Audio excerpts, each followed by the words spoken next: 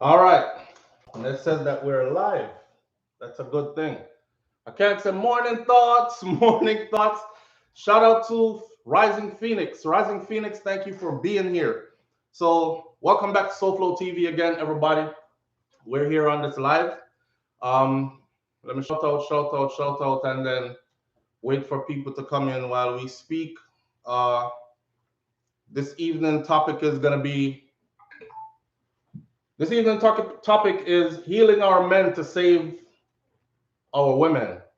That's the main topic. But me I gonna talk about some other things like how Ragga Shanty diss me and me feel kind of a way about it. Where's my glasses? Because you know it's evening time and the eyes might be a bit good. All right. So big up to everybody coming in. All right. You know it's gonna be pretty festive in here this evening, because that's what we do. Shout out to my SouFLoTV TV family. Shout out to my Morning Thoughts family. This is for you because I didn't go live this morning. So this is the makeup. All right. There, drink some water and whole of vibes. Healing our men, healing our men to save our women. Somebody says, SouFLo, why you always I look over there? So your wife stand up over there or something. No, it's my board. I have a board that keeps me on track. Right. And if anybody know, they know that I have multiple channels on YouTube. I was scared to promote one from the other. And I'm going to tell you why. Because the minute I said I had another channel, I don't know why my people are like this. We need to fix ourselves. Okay? We need to fix ourselves. We're definitely going to talk about healing our men to save our women. I promised you that this is going to be a bit triggering on both sides because I'm just going to air things out, you know. But please understand that it's all in love and it's all for us to get to a place, a better place, a better place. And that's what life's about. You know, what's your purpose? What are you here for? Are you going to be a part of the solution or are you going to be a part of the problem? That kind of stuff. We choose to be a part of the solution. At some point in our life, we were a part of the problem as well. So we're not coming from a place of higher and holier than thou art and know all the rights from wrongs and we walk on cloud and everybody else walk on the ground. That's not where we're coming from. We're coming from a real place, right? The things I'll talk about, I've been affected by them as well and took on a certain mindset as well and went through the process of reinventing my mindset, therefore reinventing my life as well. So we're going to talk from an honest place with pure intentions, and I want that to be understood. Maria's products say, let's discuss anger as a useless emotion. Mm, we'll get into that. I don't think anger is a useless emotion. I think you just need to channel that anger in the right direction. But we'll talk about all that in the process of talking about healing our men to save our women. But before we get into all that, let me big up some people for being here. And then, you know me do already, have to big up the people then because without them, we'll be here just a talking head by ourselves. So I'm going to big up some people from the top.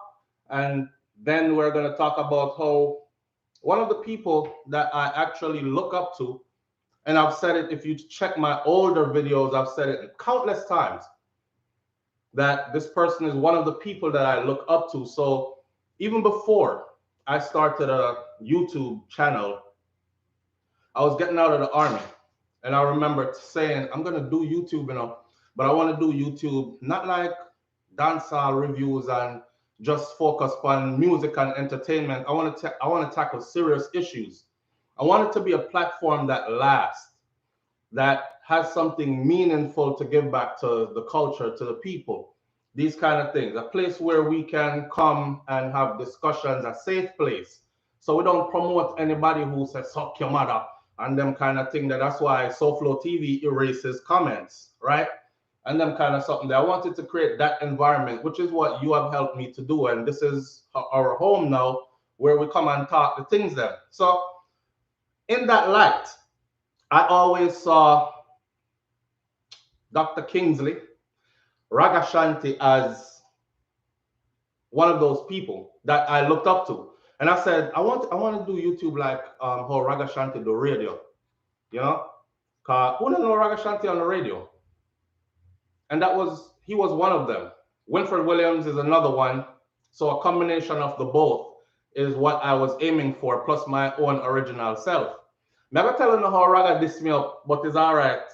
And no excuses for it. It is what it is. But we're going to big up some people first, right? So Rising Phoenix is in the building. Shout out Rising Phoenix. Miss DZ is here. DB is here. SMX721 says, night, night, SouFlo, good night, family, and thank you for being here. Pally Girl is here. Blessings, y'all. New Haven, Connecticut's in the building. Miss Goldie Robinson is here. Miss Goldie Robinson says, good evening, SouFlo and family. Up, up, up. That's our slogan. Up, up, up. See that? That's on my shirt. Up, up, up. And that's wake up, wise up, and rise up. So we just say up, up, up. At the back of the shirt, though, it actually says wake up, wise up, and rise up. See? So I feel we think that. So when you see the people, them say up, up, up. We've been saying up, up, up for quite a few years now. And it caught on, and with good meaning. Shout out main one. Marie B is here. Jamaican Slim Goody is here. Kim Wood. Marlene Sinclair Grant is here. Yazzie Simone is here. Christopher Vidrum. Katrina Maitan is here. Danya Casada is in the building. Jet Shelley is here. You made it. Thank you for being here. Nana Unruly in the building. Agnes Jeff Fleck is here. Jay Affleck is here. Robro is in the building. Ya Israel Barber is in the building. Sess is in the building. SES. Janet Stewart's here. Andrea Humphrey is here. Nigel Lowe is here. Nigel Lowe says, hey, SouFlo, what's the number to call in on? Good question. I'm putting it up on the screen right now as I'm saying it out loud.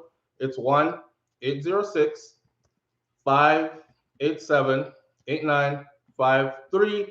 And it's on WhatsApp. It's a free call, but please don't call yet. The phone's up and on speakers and ready to go, but please don't call yet. Let me get into it. When I say calls can come in, go ahead and start making the calls, all right? So there's the number right there on screen now. Sassy is in the building. Burchell Davis is here. Faithia Griffiths is here. Jamaican Basic News is in the building. Danielle Taylor is in the building, and Main One and Carolyn Scott is here. Anybody else I did not call your name out, you already know. Manners and respect. I usually call out the first 10 people in just to say I appreciate you being here and answering the notification on time, you know. They never see it and say, oh, I SouFlo, let me check in later. They were like, oh, SouFlo is on. I have to go here the 1 year. And I respect that because I need you. I need you. See, let me put on my glasses so I can see in studios.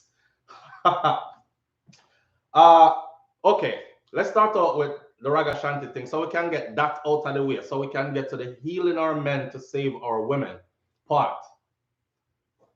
Me used to look up to Ragga, and I still do, and I thought I would patent something off of what he does, because you know, if you watch how Ragga was on the radio over the years, the thing used to be brawling. See, that's why you go for your mix up and people calling and say some things and all these things. Jet Shelley, thank you. I appreciate you for that donation. But him always have a level of intelligence to the thing. Anyway, I saw Ragga Shanty on live on YouTube the other day, and I said to myself, I have some time for spare today, so let me go check out a Ragga Shanty live. And I was on the live, right? Now, I'm on the live, and the first thing I type in is the live. I said, big up Ragga Shanty. No reply. So I said, okay, little old me, SouFlo. You know, I see my answer everybody else, but little old me, SouFlo. I said, maybe he didn't see it. He's doing a show like a lot of times I don't see comments. So I left a whole paragraph now. I said, Ragga Shanty, you are one of my biggest inspirations to do this and that. And, you know, went in with the accolades and everything. Big paragraphs up. No reply. But he's reading comments above and under my comments. See? I'm chatting now. I'm in the room, and a whole heap of people now. SouFlo, you're over here too. Big up yourself, SouFlo. Manners and respect, SouFlo. So I know you have to see me. Just like how me see my comment section. I know you have to see me, brother. So you see me in there. So me type it again. Meanwhile, you know, me now stay up the comment section because anybody who will me up, I'm answering them back too. Tag them at big up yourself to manners and respect. Yeah, man, I had to be here. Ragga Shanty is the boss, this and that. I'm leaning in with the accolades now. Still no reply. It just like go over my comment. He answered somebody above me and the person directly under me, but not me. So I type the whole paragraph out again now. Big up yourself, Ragga Shanty. You are one of my biggest inspirations, blah, blah, blah. My finger them are working, you know, like I'm at the office and thing. Type out a full paragraph again, accolades and all. No reply. I said, okay, I see what it is. Now, crazy thing is, I've realized this with a certain number of our people. Like some of them who are in positions, certain positions, like you don't have to be in a position as in some multi-million-dollar company CEO something. You know what I talk about? You're in a certain position within your culture, within your society, of your people kind of thing. You're recognized on a certain platform and things. See? So, you know, you align yourself or you try to align yourself with great people or people who you think are great and people who have spearheaded the way and have been doing this thing or have done the thing that has inspired you to do what you're doing and thing. So you want to align yourself with them people there and thing and no reply. Me type it again.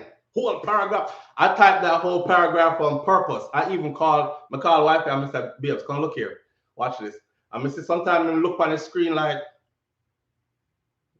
turn him head. You know that man after the comment section, whole heap of people, and I kept it respectful the whole time. Whole heap of people, SouFLo, what you do over here? So big up yourself, SouFLo, all kind of thing. I'm answering back everybody.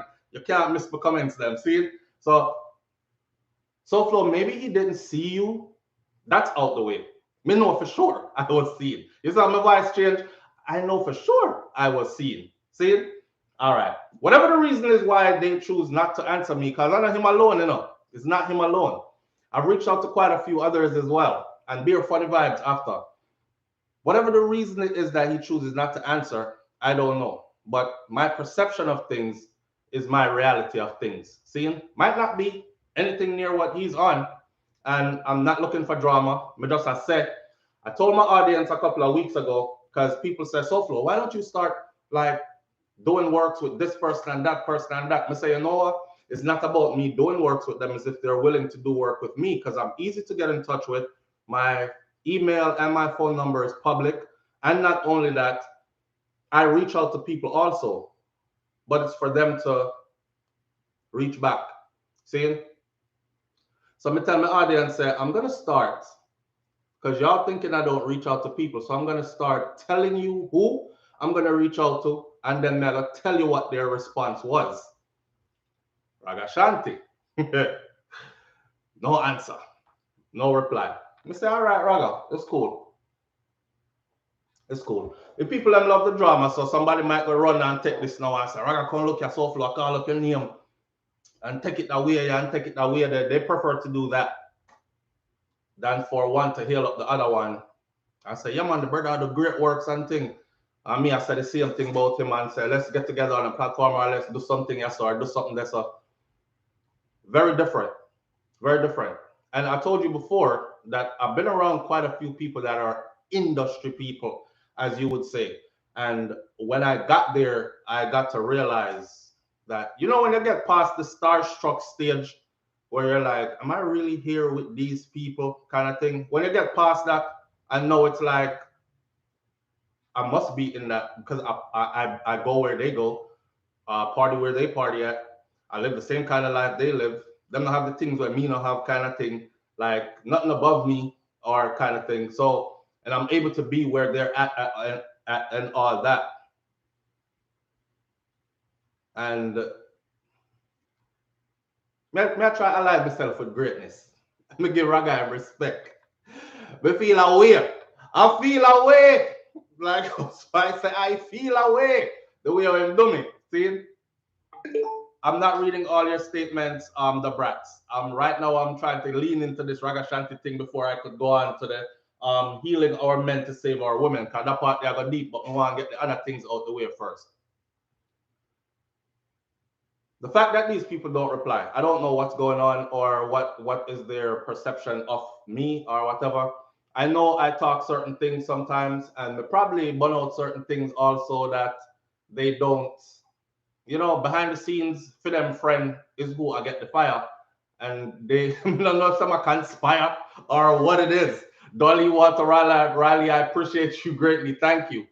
But it was disappointing to see that I reached out to him like that and gave him all his accolades and everything, and nothing.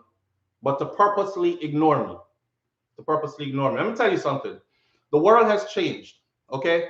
It's just like in our music industry where you have the old heads that are the gatekeepers, and then the internet came, and then you have independent artists now. So now the man them who used to say, no, you can't come in because you don't look the way you are, you don't look the way there, you don't look the part, or you don't act like it, or you don't come from so and so crew, or you don't, you don't fall into those pigeonholes that they want you to fall into. The internet took away all that. So whoever is still out there thinking there's some kind of a gatekeeper, there's always a way around that. So to all of them, I'll say, I'll see you at the top, right? Because only death can stop me from getting there. I'll see you at the top. And this internet thing has changed the world. Nobody has to ask you anymore, can I come on your platform, please? Listen to this demo for me and please play my song, please. And, you know, if you're about your business, you go out here and you create a platform for yourself. You speak and you draw that energy that's out there to you. And people will gravitate towards you if your thing is real. You know what I'm saying? And if you're about it like that. So nobody can really stop you anymore. So these gatekeepers and thing, I realize that how my people act now is like this. If me heal up the youth, me I go share my audience with him. I not too want to share my audience with him, you know. Because I have this many followers, or I am this person, I am Ragga Shanty, or I am this, or I am that. I want to share my platform with them because them are going to get more popular after, like me, I going to send people go over there. That's how they act. Trust me, I tell you, I've been in there, I know that's how they act. And it's crazy because it goes right back to us just being so destructive towards each other. So even the people who you see come out on the front page, may I tell you right now, even the ones you see come out on the front page and talk out one side of their mouth, how, boy, we think mash up, you know, because there's no unity in it. Behind the scenes, they're the source of the problem. They are a very big part of the problem. Them I preach unity up front. That's why I told you all yesterday. I said when the lady said, SouFLo, you could go run for, why don't you go run for some kind of politics, something, government, something, and I said no, because you know how my people still. And I'm not that character. I can't do it. I can't be behind the scenes. Could you imagine I'm behind the scenes? I'm like, man, F them people here. Not even like them, yo, but I have to go do the show still because, you know, they bring some views to my channel and up my thing and them thing there. So then I come on here and I smile with everybody. Good evening, everybody. How you doing? But in the back of my mind, I'm like, let's try to go through the hour real quick and get my money or whatever. I can't do it.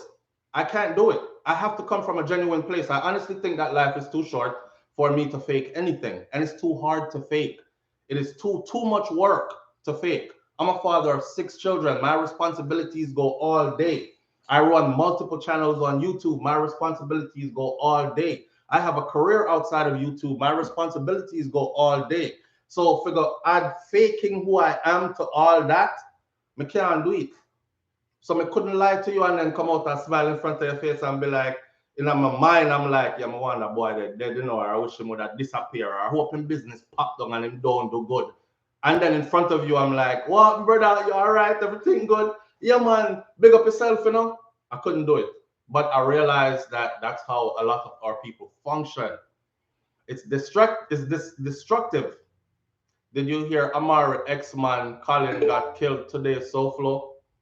No, I didn't know. Amari is one of them people that women big up to, only to wake up the next morning and see a video about my wife and the dirty girl with me there with, and one bag of something, and eat that boy SouFLo, suck something, something, SouFLo, something.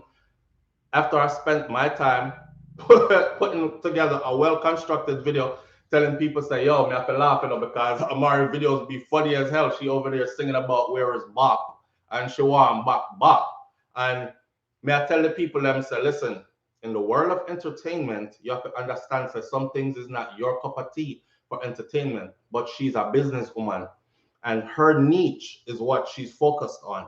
And she knows how to get her audience attention and draw them in. Not only that, she knows the paperwork side of her business, so she makes sure she scrape her coins from different corners. You understand?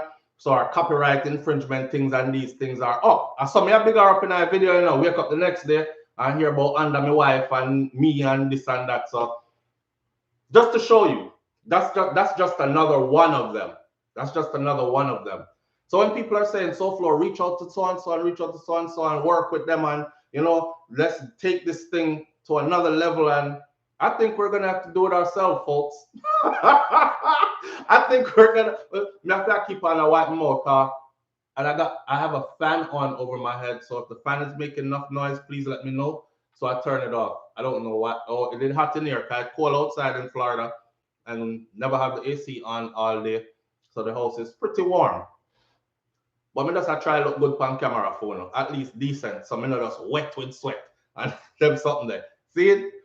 So here what? Yeah, I'll get into that on another video. Amari and our man and our ex-man dead, and good luck to them. I'll get into that on another video. RIP to the dead.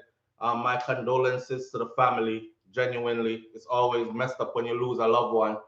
Even though your loved one might not be anybody good to me, it's still your loved one. So, you know, from other sides of the spectrum looking in, big up to them same way, and I wish them all the best. Me, I'll catch that on another video though. There's some other things I want to catch on another video. Somebody said, SouFLo, you know, you're about Beanie Man over in England. Then come and come to big idiot. I said, what? I don't know about that. I'm looking for stories on that. I've heard some people send me some information about him breeding brethren girl. And next one said, I did see a picture that that Beanie Man put up with he was in the company of a browning, a slim brown skin thing, pretty sister. And the way how my fellow Jamaican women, my sisters, did her in the comment section, whoa, it's her weave for me, the way how it's set bad. One next person said, Angel could never, or she could never like Angel. This a girl look like something. It was just beer hate and disrespect under the comments. So I just click off it. So I didn't know nothing was going on with Beanie. And Gully Bop is in the hospital. I saw Shakira Sphere put up a video on that today earlier about Gully Bop's situation. You can go see that video that she put up. Me not gonna cover that either. That's another one. That's another one. But Gully Bop said me figure climb up on a tall ladder and somersault off in your mother. After me done sit down and talk about how Gully Bop is talented and going places and just need to calm himself a little bit as far as the disrespect goes to people, and the audience is riding with him and rooting for him and all this stuff. Me, the next day, me get a video. Somersault off it, climb up on a tall ladder and somersault off in your mother. Back the boy SouFLo. You licky back. And them thing they in a licky back. You know, licky back is, I'm like, what kind of conversation is this? Like, but okay, me I go watch it for the entertainment. Everybody I go say, well, SouFLo, you know, say Gully Bop had chip long time, so all right. Same thing for Amari. Well, SouFLo, you know, say Amari had chip long time, so same thing for Amari. Okay. How about Dr. Kingsley now? We're talking about Ragga Shanty. Theme head chip too, or he just ignoring me too? for whatever the reason is. So after a while, me start get far, me start think there's a conspiracy behind the scenes within the industry itself. See, I could call out many more that you will be very surprised at, but I'm going to reach out to them one more time and then I'm going to tell you what they did when I reached out.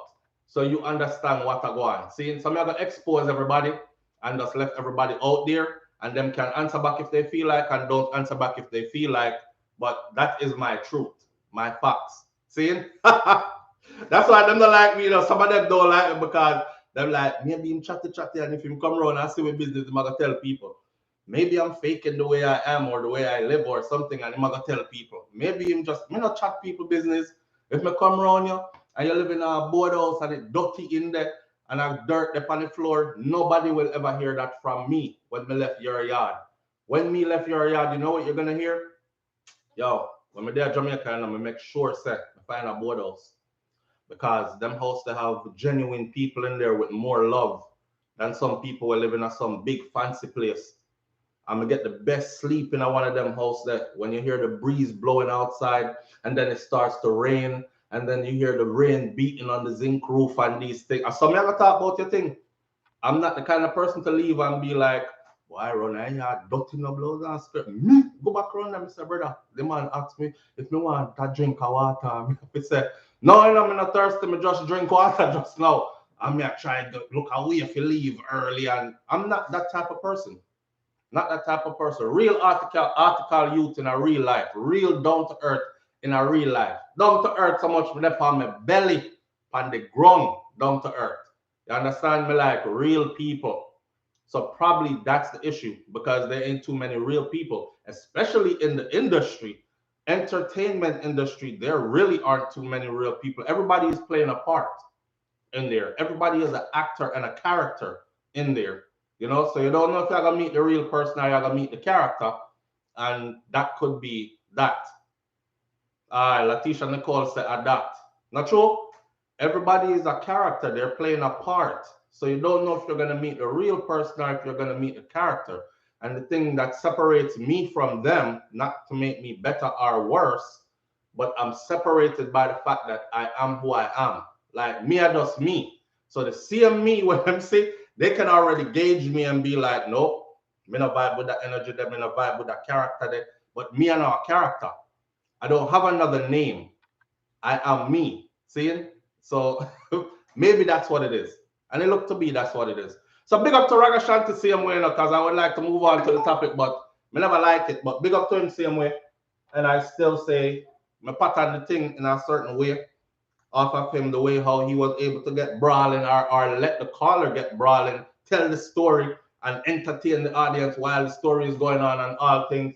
I'm from an older generation and I was raised by real grandparents. So my thing come from like Miss Lou and them kind of people there. You know what I say? Where you put some theatrics into it and you put some teeth into the joke before you say it or into what you're saying so people feel what you're saying instead of just people feel what you're saying. You know, people feel what you're saying. You see what I say? That kind of stuff. So I'm from a different time, existing now in this time. So I forgot your 1 hour ahead. Naka, big up yourself and thank you for being here. Later SouFLo, you're a hypocrite. Chosen High Priestess, big up yourself. Because if I ask you to explain how I'm a hypocrite intelligently, you couldn't do it. All right? My phone line is open. Me not chat foolishness to people. I'm right here. Put myself in front of the world. Colleen, right now. Tell me why I'm a hypocrite and give me a chance to defend myself and watch how that goes down. See? We don't have nothing to hide. So y'all are used to people who have things to hide and make up some kind of a facade and some kind of a character and tell you what you want to hear and stay in character so they never change. Ain't no person on the face of this earth that goes through life and never changes. So shout out to the people who've been following me since this channel had 57 subscribers, because there are people out there who left who wanted me to be the same person 6 years later. And there ain't no way I could be the same person 6 years later. Change is the only thing that is constant in this life. So we will always be changing. We grow, we change. Our views on certain things change. You know what I'm saying? When we start this, I was a polygamist. I believed in having more than one wife or more than one wife. All those things. People who grew with me watch me grow into somebody that believes in building a steady foundation, keeping it to a one burner thing, because the rest of it is just exhausting my energy, and focusing on generational wealth building and a better life for my children and my children's children and them kind of thing. That some in a loose like how when they just start, enough people leave, but many more came. You understand? A more mature audience came. People started growing with the channel, with the platform and thing. So that's how we did. One more time, big up to Ragga Shanty. Manners and respect to him each and every time. Anyways, no matter what. And the next time I see you live, I'll jump on the live again, and I'm still going to say what I said before. Type out my big paragraph and see if you ignore it again. All right? And if you do, then that's on you. And if you don't and you wish to reach out, then I'm here and I'm available. And I'm willing to get on board of anything that is working, any plan in progress that is moving towards our betterment, whether it is individually or collectively. I'm ready to jump on it. So I'm right here, making myself available. Still, I say big up to you. All right. And if you come over my platform, I would recognize you right away. My Morning Thoughts audience know that, because you know, when the big YouTubers, them like myself, or like say Tef came over one morning, and you see I engaged Tef for quite some time. And I even told people, go over to Tef and check out his channel. This is one of the leading vloggers here with hundreds of thousands of subscribers to his thing, and him doing thing a different way. We have difference of opinions and views, but still go over there and check it out. Remember, Unstoppable came over here and I engaged them and we talked the same way and I said the same thing. So I'm not the type, I know who they are, so I know they know who I am. Put it that way. So when you come to my platform, I'm not going to ignore you. I'm not going to ignore you. I'm still going to give you respect. See? And I'm still going to tell the people, go on over there, because me, I try to share everything.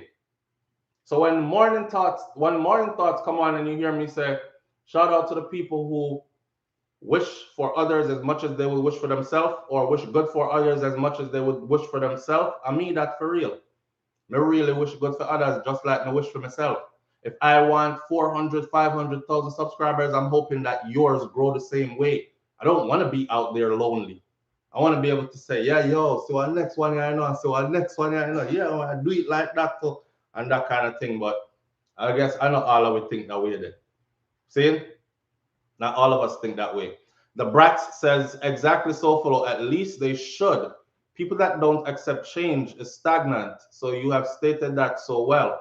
This is one of the statements we use in the therapeutic field. Absolutely. Change is constant. So you can't come here for 6 years and then expect me to be the same person I was 6 years ago. Why, you're a hypocrite enough. You're changing up. That's why you'll see those hypocrite comments. But then I asked them to tell me, paraphrase it. Tell me the video title. What did I say then and what am I saying now? Because I might have missed it. Because most of what I've always been saying, I've stood on. Still. And they'll just disappear or not respond, or respond with more disrespect instead of just answering the question. You know, point me to it. Because that's what we're here for. Iron sharpen iron. That's where I come from. I come from iron sharpen iron. So I try to surround myself with sharp iron. Because I iron myself and I want to be sharpened. Iron sharpen iron. All right. The big up to Bounty Killer. That's another one I wanted to get out the way. So you remember Tiger? For those of us who are big people now, I grew up in the Tiger era. When Tiger was, no one got God, no one got belly, no licky licky, no nyammy nyammy. Clever puppy dog same losing ball. Tiger is a king when sit down on him throne. Yeah, I think Tiger had a mini stroke not too long ago. And of course, it's another one of those stories of one of the artists who was really big back in the day. You remember Tiger with them big chopperata, gold this, gold that, everything sequin suit, and you know them man there and them briefcase and them walk, them make money, you know, and them live life. And then we get to a place now where there's a medical emergency and you have to be appealing to the public for assistance. Yeah, that speaks to two things to me. It speaks to one, the healthcare system in the country of Jamaica, and it speaks to the other part to me, because this is me watching Tiger age and thinking I'm probably going to be there one day as well. Certain things not available to me if me not have certain amount of money, feet, and all that. See, it's not like over England where that's how you have everybody get treated pretty much the same as far as medical stuff goes, and there. So it should be the same for us as well, right? All right, I'm looking at it from that, but now is not the time to throw salt in the wound. He needed help. So Bounty Killer, I've been telling y'all for the longest. I used to do these donation things, and honestly, the last donation thing I did to Jamaica broke me, and I never did it again after that. When I remember one time I lay out all the things that I showed y'all, everything that we bought and how we're gonna pack the barrels and how we are gonna send them all this with the wheelchair and all the medical stuff and all that. All right. On other people channel, my same people, them over there try con the people them. A con artist, you know? Yes, that YouTube thing, yeah. That YouTube thing is the new scamming thing. You see it? And I was surprised because people were sending it to me because I don't go looking for this kind of content. Me see it because people send me, SouFlo, why them I do you like this over so and so? Why them I talk like this over so? And I'm trying to help people in Jamaica, but me have same Jamaican people them slandering me in the process. All right, I wasn't too worried about that. I said, me not gonna make dirty mouth people and bad mind people and envious people and people who are in a dirty mindset stop progress because they're not helping the ones who need to be helped. So I'm still gonna go ahead with it, right? My audience themselves, everybody talks strong. Yes, SouFlo, I could put my money together and this and that. Just say it, man. And when I did, I didn't even get half of what was required to complete that I did. I ended up putting like 2,000 or something dollars of my out of my own pocket in it because I only got like must say 300 or something dollars towards what the goal was to do what it is that we needed to do. I said, you know what? I personally went to Jamaica. I went to the people them. Me bright up myself and going to them place and talk about, wow, this is a nice place that you have here, and there's sex education classes here, and there's pregnancy classes here for the females in the community, and female they had female classes there for all kind of stuff to benefit a woman were there, including referring them to other places for training and so on and so forth in certain kind of fields, and get them employed and have them educated about how their body work and how to take care of them family or themselves even better, their hygiene, all that stuff, cancer screening and how feel up your titty and find out which part no lump there and all these things. I said this is a good thing.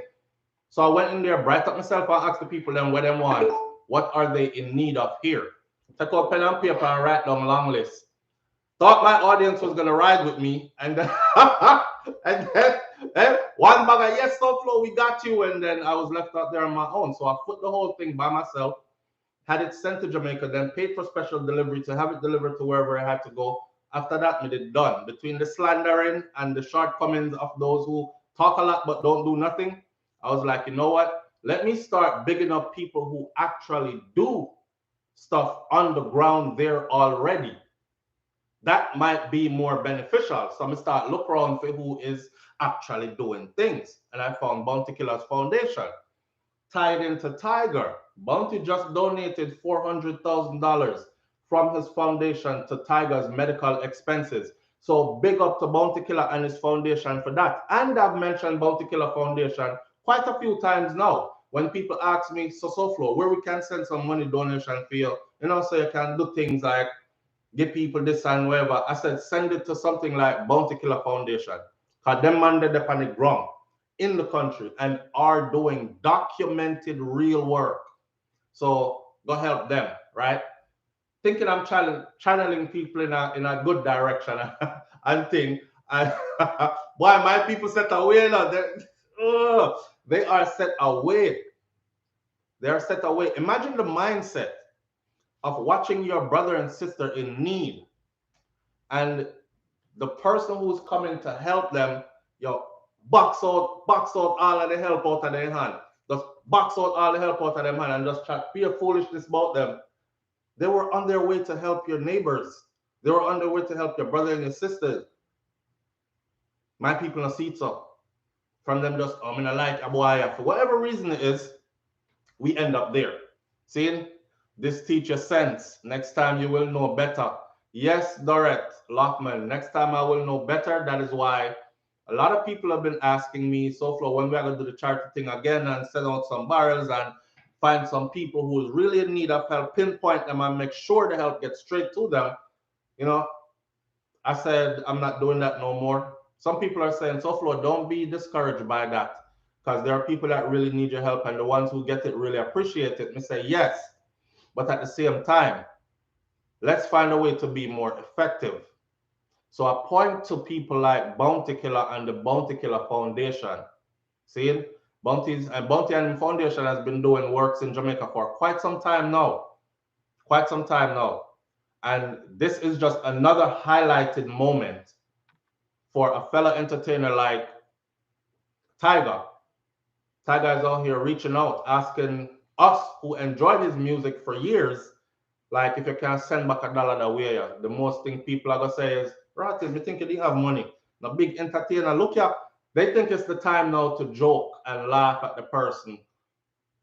And I tell you, no human experience is unique to one person.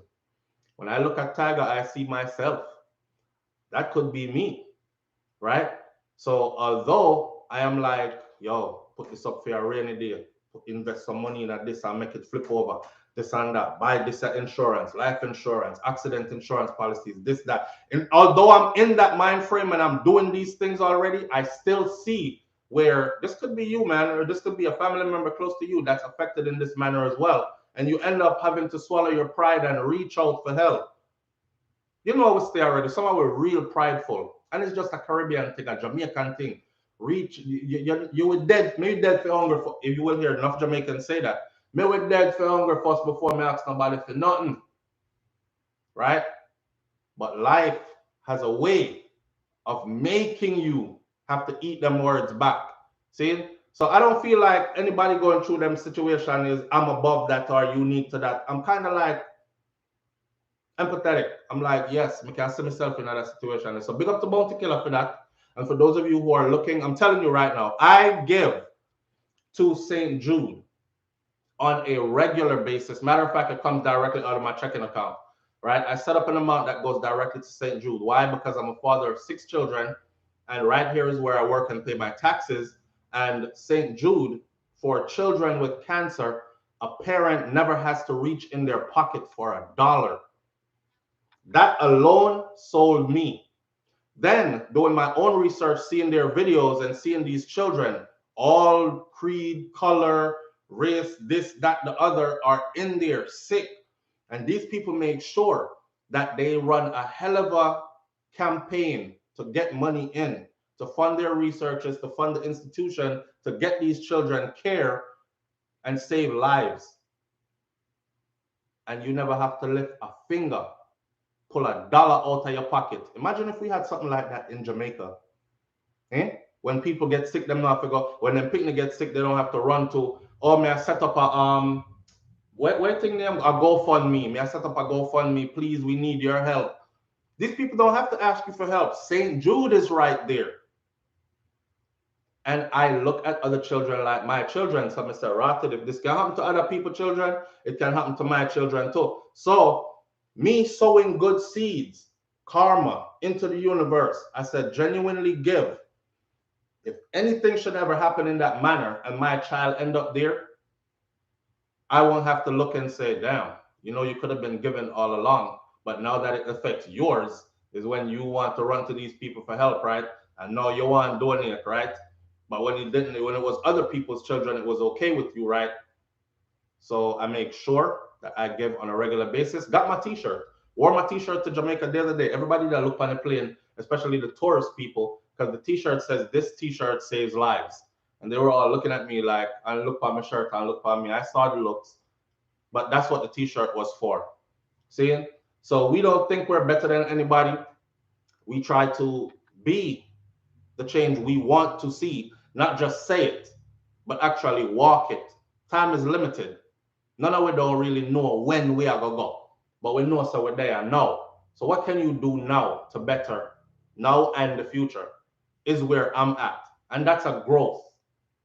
Because if you did catch me a few years ago, I was in a different mind frame, and a few more years back from that, whole different person. So the people them was say SouFlo is a hypocrite. Me gone bye. Cause 6 years ago, fam, 6 years, 6 years ago. Look at your 1-year-old and then look at your 6-year-old. You know what I'm saying? Look at your 30-year-old and then somebody who's pushing 40. Look at your 20-year-old and then somebody who's pushing 30. Everybody change. Everything about you will change. Physically, you will change, and mentally, because of your experiences, you will change as well. Or hope you change in a better light. Anyhow, knock that out the way. Big up Bounty Killer. If you want to donate to something this holiday season, a $10, people may are telling you, I go in the car and I scrape out the thing, because I'm a person, every time I buy anything, when I get change, I don't like keep change. So I just empty change in something. When it's full, take out the change, put it all in a big dish. When I empty out that dish there, it's all $20 and $30 in there. So it's nothing for y'all really to give like $5. Some of y'all blow $5 every morning for no reason on your way to work. Oh, let me just pick up this cup of Starbucks. Let me just, like, for no reason. And you could do it on your way home and still not feel the pinch. I mean, I'll tell you, if you're going to give people hundreds of dollars that you don't have. Main one, I appreciate you. D-Mac, big up yourself. Anybody else over here that's donating and I don't see it, my apologies. Dane J, big up yourself. Dane J says SouFLoTV got into PTA program. Know you do occupation therapy. Any tips? Oh, you got into the program. It's two different fields, fam. It's two different fields. I might not be able to talk to you offline, but if anything I can say to you is this: in that field, take your documentation seriously. If you mess up your documentation, you're going to mess everything up for yourself. Take your documentation seriously. That's it. Run with that, and you'll be all right. All right. Learn your fundamentals. Take your documentation seriously, and have a genuine love and respect for people, because you're going to be dealing with people. I work on the geriatric side of things, so I deal with people who are on their way out of life, right? Me, I call myself big old man, then people are calling me baby. So just keep that in mind and you'll be all right. Big up yourself. Rising Phoenix, I appreciate you so much. So give out something, $1, $2, $5. Sometimes you have like, okay, right now it's 600 people on here. If each person gave $1, it would be $600 and you wouldn't feel a pinch. But you know what would happen? 90% of those people that are on here would actually say, me not give no dollar, because if all I will give him dollar, the nigga walk away with $600. Move him blood clot. In the back of their mind, pardon my language, in the back of their mind. But then they'll just sit there and not do nothing. Like, it's not that complicated. It's not that hard. I'm sending you to the Bounty Foundation. Go look up the Bounty Foundation and donate towards the Bounty Foundation, whatever you can give. It's for a worthy cause, and it's for the people who are saying, yeah, I want to help Jamaica be a better place and help Bounty up on the ground. Bounty is on the ground. He is doing the work through his foundation, and it's real. See? All right. So, with that said, healing our men. Healing our men to save our women. Finally, we get to it. Healing our men to save our women. Let me say this one more time. I've said it multiple times already. This is probably going to be very triggering. This next segment of this live. Feel free to call in. The phone is queued for calls. As I lead off into this healing our men to save our women talk. First, let's start out on the lighter side of things. I heard Chris Rock. I was watching Chris Rock yesterday, and I heard Chris Rock said, he went through a divorce and whatever, and he said, if there's one thing he could tell all the men out there is, whatever you do for your children, keep a receipt of it. Imagine a man telling you that. Because you don't keep receipts when you do stuff for your children. Like me, I'll buy my son 100. My son is, Kosi is 13 years old. And the man wears size 15 shoes, big men shoes. See? Man shoes. And he's already 6 feet. His shoes are all 100 and something dollar. Me, I shop for shoes and find shoes for myself that cost like 20 something dollars and still make it look good. Because I'm not going out there looking for nobody to approve me based on my shoes or anything like that. I'm way above that. But I understand his time. Also, that's the only way we can get good shoes for him because he plays football and all that.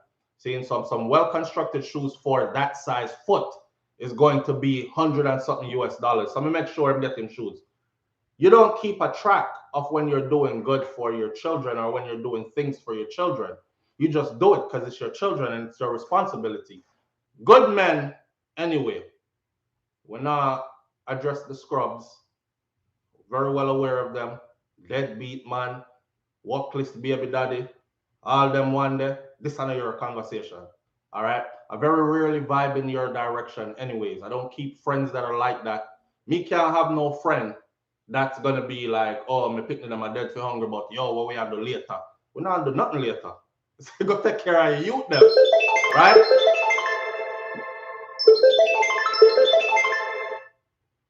Live on the air with SouFLo.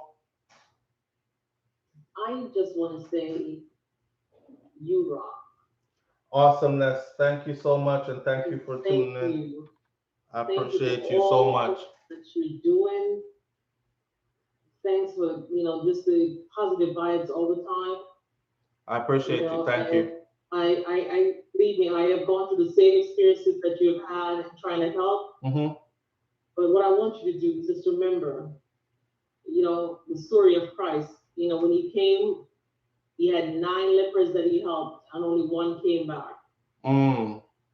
Okay? Mm-hmm. So just keep doing what you're doing. You're impacting somebody's life. Amen. Okay? Thank you. I appreciate you. Have a great night. Bless. Bless. Uplifting. Um, Thank you. So watch this. Letitia Nicole says this, right? She says a judge don't care about a receipt anyway. A judge will tell you that it's normal stuff. It's the roof, light, and water he cares about. All right, watch this. It's deeper than that. Chris Rock said the reason why he said that. You ready for this? He said the reason why he said that is when the divorce comes and when the breaking up of the relationship comes and the separation comes, daddy was nobody. Daddy did nothing. It was daddy's fault. Daddy walked out on the family. That kind of stuff. Now, he said he never thought in his life that he would be standing in a courtroom trying to prove his parenthood. Like, I've been there. I've been a good guy. I was there. Like, I dropped to school, pick up, spend time alone, daughter, date with dad. I did all that. And everything was in question now, right?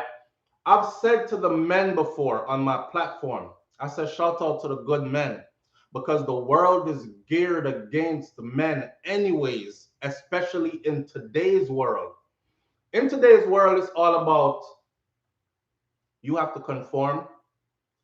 A good man is somebody who can take beating and take abuse, and she must say and do whatever she wants to say and do if that's a woman relationship with you. And then you're supposed to humble yourself down and don't speak to her so loud and anything, but she's free to do whatever she wants to do, right? That's what the world is coming to. And as soon as you stand, as soon as you say, for instance, post something on social media, what immediately happens is just look at any couple that's going through anything publicly. What immediately happens is women automatically takes woman's side. They don't listen for any rationale. You're already guilty in their mind just because you're a man. And that all comes from a place of things they've been through before, right? But they won't say it like that. They'll just find a way to say that you're wrong. Men automatically take men's side because of things they've been through as well. So, where does that leave us? When I say healing our men to save our women, our thing is even deeper than that. Yes, there are a lot of good men that are under stress. Yes, and especially in this holiday season, you know, everybody have them long lists. Everybody have them this, everybody have them that, and daddy better. It went further than that when Chris Rock said, you know, I bought all the tickets, I planned the vacation. I said I want my family to be in this place in Italy. Then we're gonna jump over to South Africa. We're gonna make it an awesome freaking summer, right? At the end of it all, it was mom took us on vacation. Daddy was just right there. See what I'm saying? So it was like he wasn't there. And all everything he did was attributed to mom did it. But a man have to understand this. You see, when you pay for the tickets, and you see when you lay down at night and you're like, yeah, babe, so let's go to so and so, and you plan with her, even if you're the originator of the idea or you plan everything, remember her part, right? She's the one that's around the kids that's saying, make sure you put this in your bag, make sure you put this in your suitcase. No, don't take that. It's going to be really hot. Bring some bathing suits, bring some this. So that sticks more in their mind than anything else, right? That sticks more in their mind than anything else. So as they grow, they remember that vacation as mom took us on vacation. So when the relationship starts to strain and then tear apart, it's like mom did everything. Dad did nothing. He was here and we enjoyed him being here, but now he walked out on us. See? So shout out to the good men them that are out there. I'm not talking about the wild one them. I'm not talking about the one them that's out there flinging seed everywhere. I'm talking about the good man them. You're at a place in life where, and you've been here for quite a while now, where you stand on your thing, you stand on your square, you stand on your word, you honor that, and you are building something, right? With a good woman. Shout out to you for that. Shout out to the brother that got through some struggles, because I'm not going to sit up here and act like I don't know that there are sisters out here that damage good men. Just as there are men out here that damage good sisters, there are sisters out here that damage good men. But in the grand scheme of things, men never really get credit, no matter how good they are. One more thing. It says women and children are loved unconditionally. Everybody loves a child and the baby, right? And the children, because that's a cliche thing to do. It's children, it's babies. You're supposed to love them. And then everybody loves a woman because she's a woman. She's a mom. She is the queen of civilization. Life comes through her womb. She delivers babies, push them out, or C-section, whatever. Nobody loves a man unconditionally. A man is loved with conditions. Him would have to big and long. Him have to can last more than a couple minutes. Him have to have this much money in the bank or pay for this and pay for that. Even if I'm making the same amount or more than he is, a man never lets his queen struggle. So me can save my money and him must do this.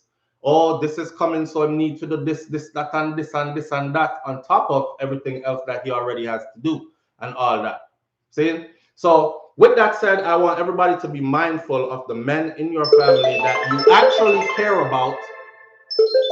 See? Live on the air with SouFlo. Hi, SouFlo. It's Nika, and I just want to come on here real quick to say that sometimes us women make the kids think that dad don't do anything. As far as with me and my kids, well, dad, not not me, but we. Oh, your phone's breaking up. Your phone's breaking up. Hello? Do you have me? Do you have us on speaker? Your phone is breaking up and we can't hear you. Okay, hold on. When you say okay, hold on, you're very clear. But then when you start to talk, because I want to hear everything you're saying. All right, that call, she dropped that call. I'm sure she'll call back. Sound like she was saying something very important, right? Watch this. Healing our men to save our women starts with our boys. Healing our men to save our women starts with not traumatizing our boys. And then it starts with creating an environment for these boys to thrive and setting examples for them to respect and to honor as they grow. You hear what I just said? Healing our men to save our women starts with not traumatizing our boys. All right, live on the air with SouFlo. Yes, can you hear me now? Loud and clear. Okay, so I'm saying this. We as women need to take responsibility for our kids' actions. Because with my family, if I decide with the idea to do something, I let the kids know, Dad and I are planning this, or we're doing this as a team. We are always a team. So there's no mom is taking us to vacation, or mom is taking us shopping, is my parent. So I think we as women need to take a step back and understand that. Okay, so when you go in a relationship, we're a team. Right, right. And the kids need to acknowledge that we're a team. Right. Absolutely. Absolutely. So that's all I want to say. Like, I respect that your opinion, and like a lot of these haters out here is like crazy. Yeah. I appreciate that though that you said that, because it's factual. You go into a relationship, you have children in there and all that. Even the children need to understand that you are a team. You have to provide a unified front in front of the children, even. So they don't feel like they can work between mom and dad and have to pick sides and all that. Yeah, that's what destroys family. Absolutely. Absolutely. Yeah. Thank you. No problem. All right. Have a good one. You too. Bye-bye. Bye. Hi, live on the air with SouFlo. Hi, SouFlo. Good night. Good night. How are you? I'm good. Listen, I went through child custody. I was trying to comment. You can hear me clear, yes? We can hear you loud and clear. Go ahead. Okay. And when it was he who took me to court, and the judge actually was more lenient to him than he was to me. Because what they looked at it was, one, it was a black man, and the fact that he was fighting me for my child. So a lot of things I had to prove myself to the court, and in the end, he got where we didn't have to pay. I didn't have to pay child support, but I was close to where it was me would have had to pay child support, even though I'm the mother. Okay. So it depends on, and it didn't matter what I say. Even though I wasn't trying to bash this man or anything like that. But what the court did was they looked at it as he took me to court. Okay. What state did you get a divorce in? New York. Okay. I'm from Florida, so I didn't get a divorce in New York, but I did get a divorce in Florida, so I understand how it works in Florida. And I understand also that states work differently throughout the U.S. Some states you can do something, some you can't, right? So, so from my experience, as I was told by the court, the mother, the natural birth mother, always has first dibs on the kids, always has first right to the children. And they will try to facilitate that in every way, unless the mother is on drugs or the mother has no place to put these children, like she's homeless or something like that. And they'll award temporary custody to the father until the mother puts herself in a position to get these kids back. And there are many things that can help you to get in that position. And once she does, she'll still get the kids back. That's how it is in the state of Florida. Right. So I'm hearing you as a mother saying that the judge took his side and you had to pay child support instead. I know how those turn out. So what's the rest of the story? So what happened was I now live in Florida. I moved to Florida, and they decided to file for custody of my daughter. And so I had to fly back to New York and fight. I had an apartment, had a job, and everything. But the whole fact is, he took me to court. It wasn't because he took you to court for what? For child support? Never anything. What did he take you to court for? For child support? No, he took me to court. He wanted full custody of my child. Okay. So you were fighting over a custody battle, and he was awarded the child? We got joint custody with him getting an hour more than I did, and that's the only reason why I didn't have to pay child support. And in the grand scheme of things, would that matter to you? That he got an hour more than you did? It really didn't matter. It really didn't matter. But the whole fact is, we didn't have to go there. Right, but you did. You know what I'm saying? Right. But we didn't have to go there, but he went there. And what it did to me as a mother is like, I had to fight a man over something that I pushed out. But it's more than that. You and that man created that child, though. So you don't have all rights to that child by yourself. You understand that part, though, right? So even though you pushed the child out, he has a right to his child, and also the child has a right to their father. You get that part, right? That definitely, most definitely. And that was never an issue, because that's the part is sometimes it leaves a taste in my mouth where I looked at it like, some things I can see if I was a bad mother, or if I was on drugs, or if I was abusive, or if I was just running careless, then I understood that part. But that wasn't the case. Maybe he just wanted more. I mean, he has a right too, just like you do. But I wouldn't stop him from seeing his child, though. Yeah, but he has a right to go for custody if he feels. Definitely. Yeah. So definitely. You just felt some kind of way about it. I sure did. Yeah. I'm not gonna lie. I sure did. You know what? You have all right. You're only human, and you're a mommy, and you brought that baby into your womb and carried it and pushed it out. Yeah. So I mean, let's be for real without being hypocritical. I'll feel some type of way too. Have somebody try to fight me. I was in my feelings. Yeah, like my body swell up. I mean, we grew up, and What's the status now? Leave it at that. She's living with me. Okay, but how's the relationship? It took as far as her relationship with some, as you were saying, that when you're going through things, you have to be very careful of the words and things that you say to children. Right. Because it will affect them into being an adult.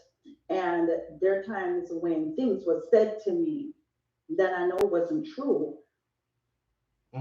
But I had to deal with it in a delicate way to not make myself look like, you know what I'm saying, like I'm pointing fingers, but I had to kind of finagle it in a way where it didn't come out as it was me who did anything. Because when you go through things, people get nasty. You were this, you were that, you did this, you didn't do this, you were this. Parents do that. And that's one of the things that the judge did was he made sure he stipulated that you shouldn't be slandering the other parent in the presence of the child, right?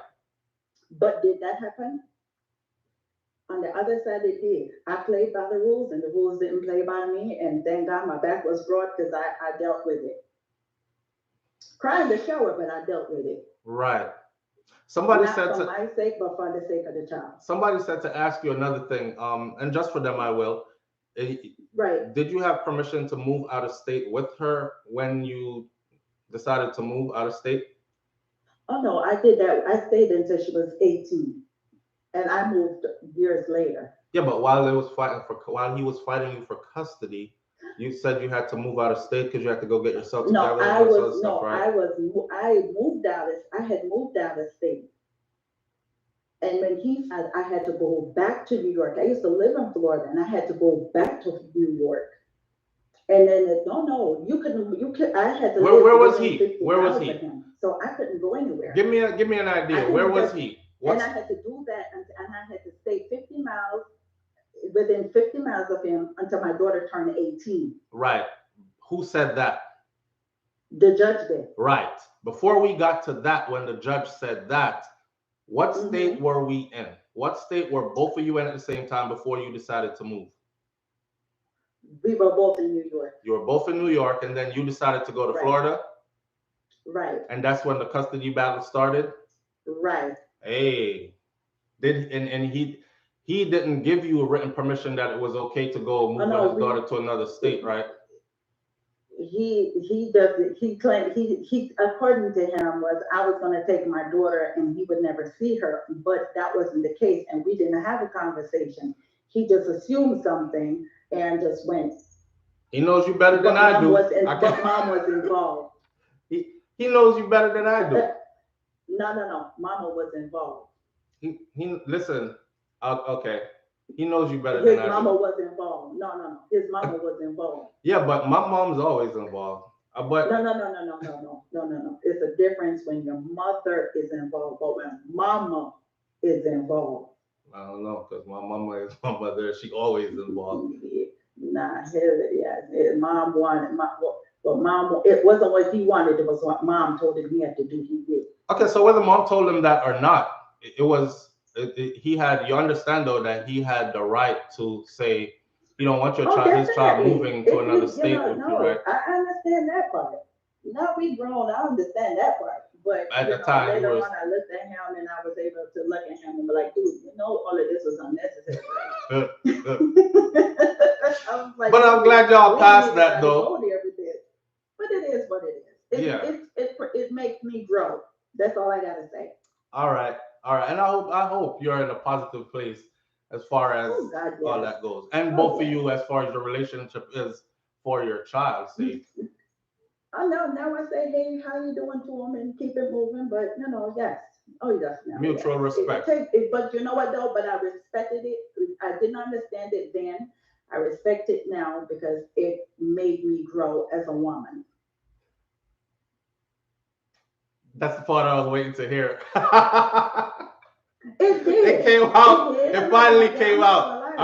It made me grow as a woman, but it also teach me a lot of things. So therefore, if somebody else is going through something, I can tell them what I went through and use my experience as a teaching moment to say to somebody, this is what will happen and these are the things.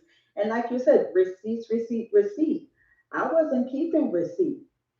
It's my child. What the hell I need to keep a receipt for? Yeah. But when it came to court, I needed them damn receipts.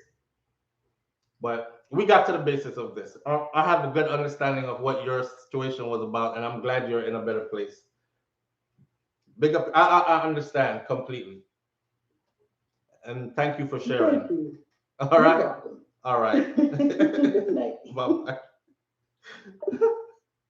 So she finally got to it. You see what I'm saying, though? She finally got to it. So here we go, right? Healing our men to save our women. So we have had, within our culture itself, our femicide rate in the world is high. We did a video on this yesterday, not yesterday, a couple weeks ago or so, and people were like, SouFlo, we need a part 2 because this is a deep discussion.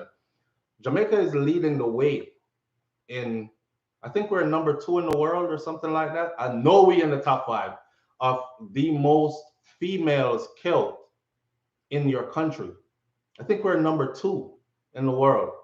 So with that said, and then the culture of violence against women within our culture, it starts with, yes, we talked about the women making better choices. We talked about traumatized women that choose trauma as they get older, because by the time they get to a certain age, they're already addicted to trauma and don't know how to choose right, and they're going to have to reprogram their whole thinking and hurt people, and that cycle continues and all that. But then now we got to talk about the men. I'm going to share this again. I was in the grocery store and I seen a sister with her child, male child. She's on her phone and she's like, yeah, girl, and I'm telling you. And then she was like, hold up, I'm going to you up. And I was like, whoa, is she talking to the little kid? Because this kid looked no more than 4 or 5. Can't be more than 6 unless he's like a dwarf. 4 or 5. And the kid is struggling to keep up with her, right?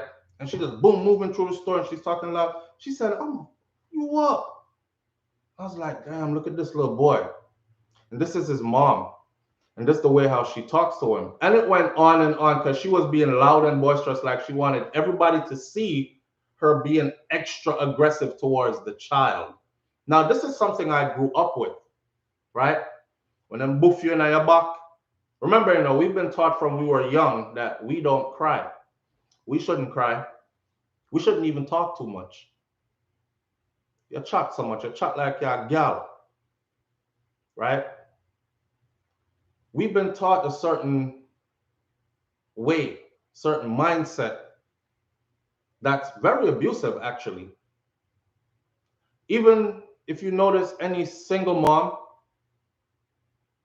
or even women that have their husband and their men father children for the children around, they'll be like extra aggressive towards the boys because it's been embedded in their brain that that is what they have to do.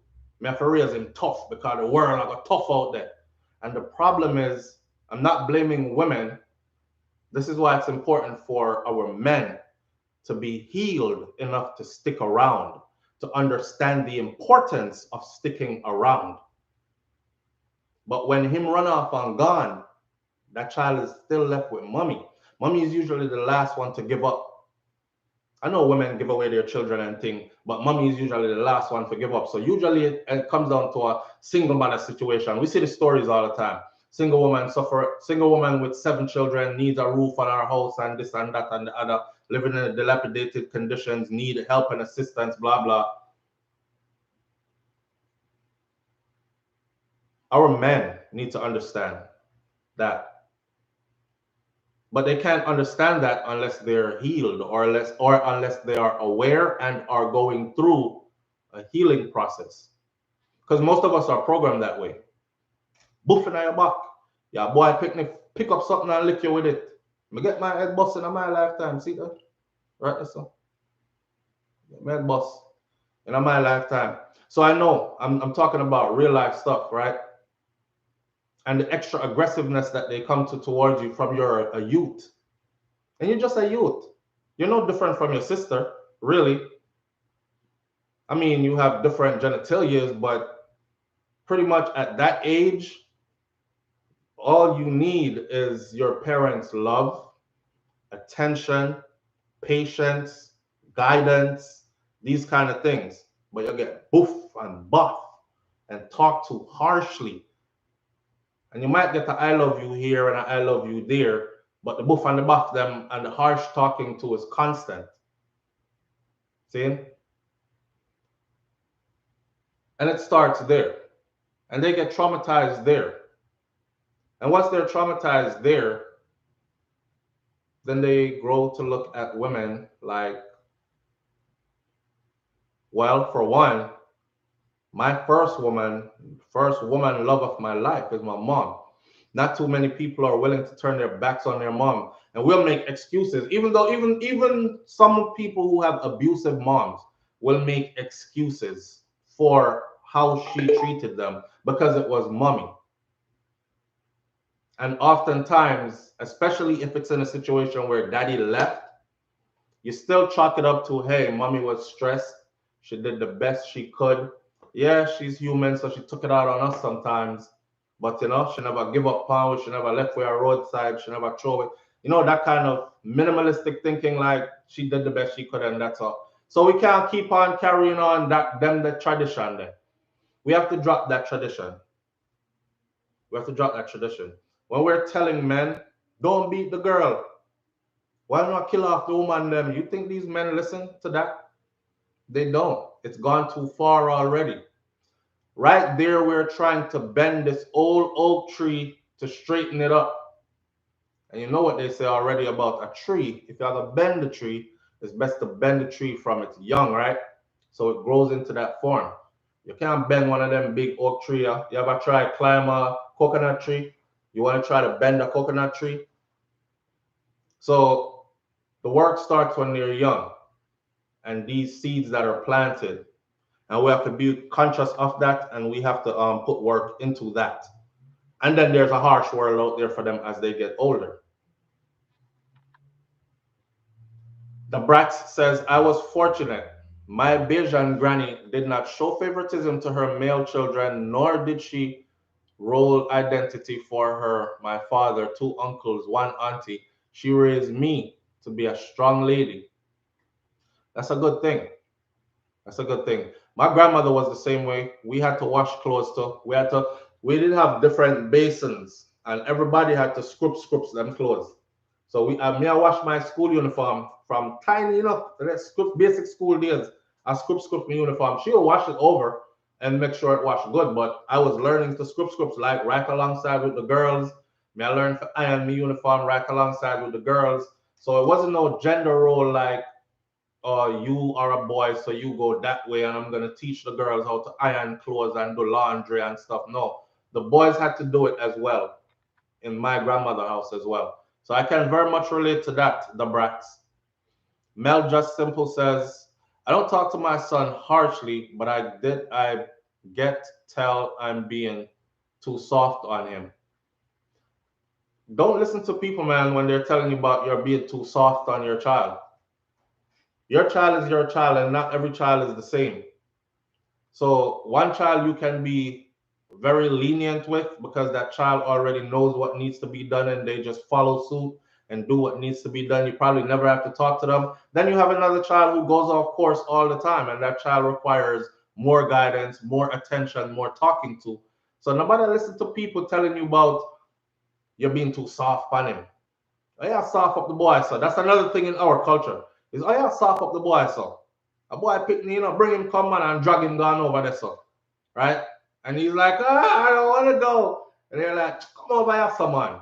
Over there, so go on like your girl, make the girl them go there, so and we look at it like, okay, you're just teaching the boys how to be boys. But no, it's a traumatized male that's grabbing him and teaching him how to be a traumatized male. That's traumatic for him. Even stuff like that is traumatic for him. It is so deep in our psyche that even moms that are really, really good moms do it. And they don't even realize that, like, they are contributing to this long-term effect that is going to end up in him either having to rewire his whole brain on how he views women that he thinks are valuable versus those he thinks are not valuable, what type of mate he chooses when it's time to choose a female, how he thinks he is supposed to be talked to and treated by a female. Like, you're setting a lot of precedents here that will play key roles in his life for the rest of his life. So again, this is not blaming woman, I already say it. We're not talking to workless baby daddy and waste man who have just dropped sperm and bunks and don't care. Oh yeah, me have two youth over there, so. And we're not talking about them. It's a big up to the good man them, but some of it traumatized from young and had to work out of it, and some are getting traumatized right now because they're really young and they will have to work out of it too. So we are trying to save them now by talking to those who exist around them now. So them not to go through what we went through and try to find and figure out ourselves. Growing up with all this extra aggression and everything like that. You know what I'm saying? Not to tell my business and all, but a little bit of backstory is, as a female, you couldn't talk to me certain ways back in the day. I'm talking about in my rebel stages, like early 20s. You couldn't talk to me certain way. You know what I mean? And it was because how I was raised. And even though I was raised with a grandmother and a grandfather, I never saw my grandmother raise our voice, cuss out my grandfather, call him all time, name talk, anything like that. But I saw others around me And that's how it was. I said, man, I seen women have to run from the house because man come in and dinner not cook. And the man start cussing. We can hear him from way down, couple houses down. Oh, you mean no bomb clock dinner not in ya? Are you in your whole day? And me gone I work all you out cut my back and a batchling, pang, pling, pling. And down the road she goes in a some little nighty and something and stuff like that. I grew up seeing those things. Not in my family, but it was in my neighborhood, in my community. And there was a lot of it. There was a lot of that kind of a behavior. See it? Sharon, burn up the rice and drunk the callaloo. Yeah, you are right on point. Star K, I appreciate you. Big up yourself. So the trauma starts from there. And then we're surrounded with all this roughness. And we forget that these are little human beings whose minds are forming, right? Their patterns are forming. Their main character, the core of their personality is forming. A couple of things about you will change as you get older. The core of your personality probably will never change unless something traumatic happens, right?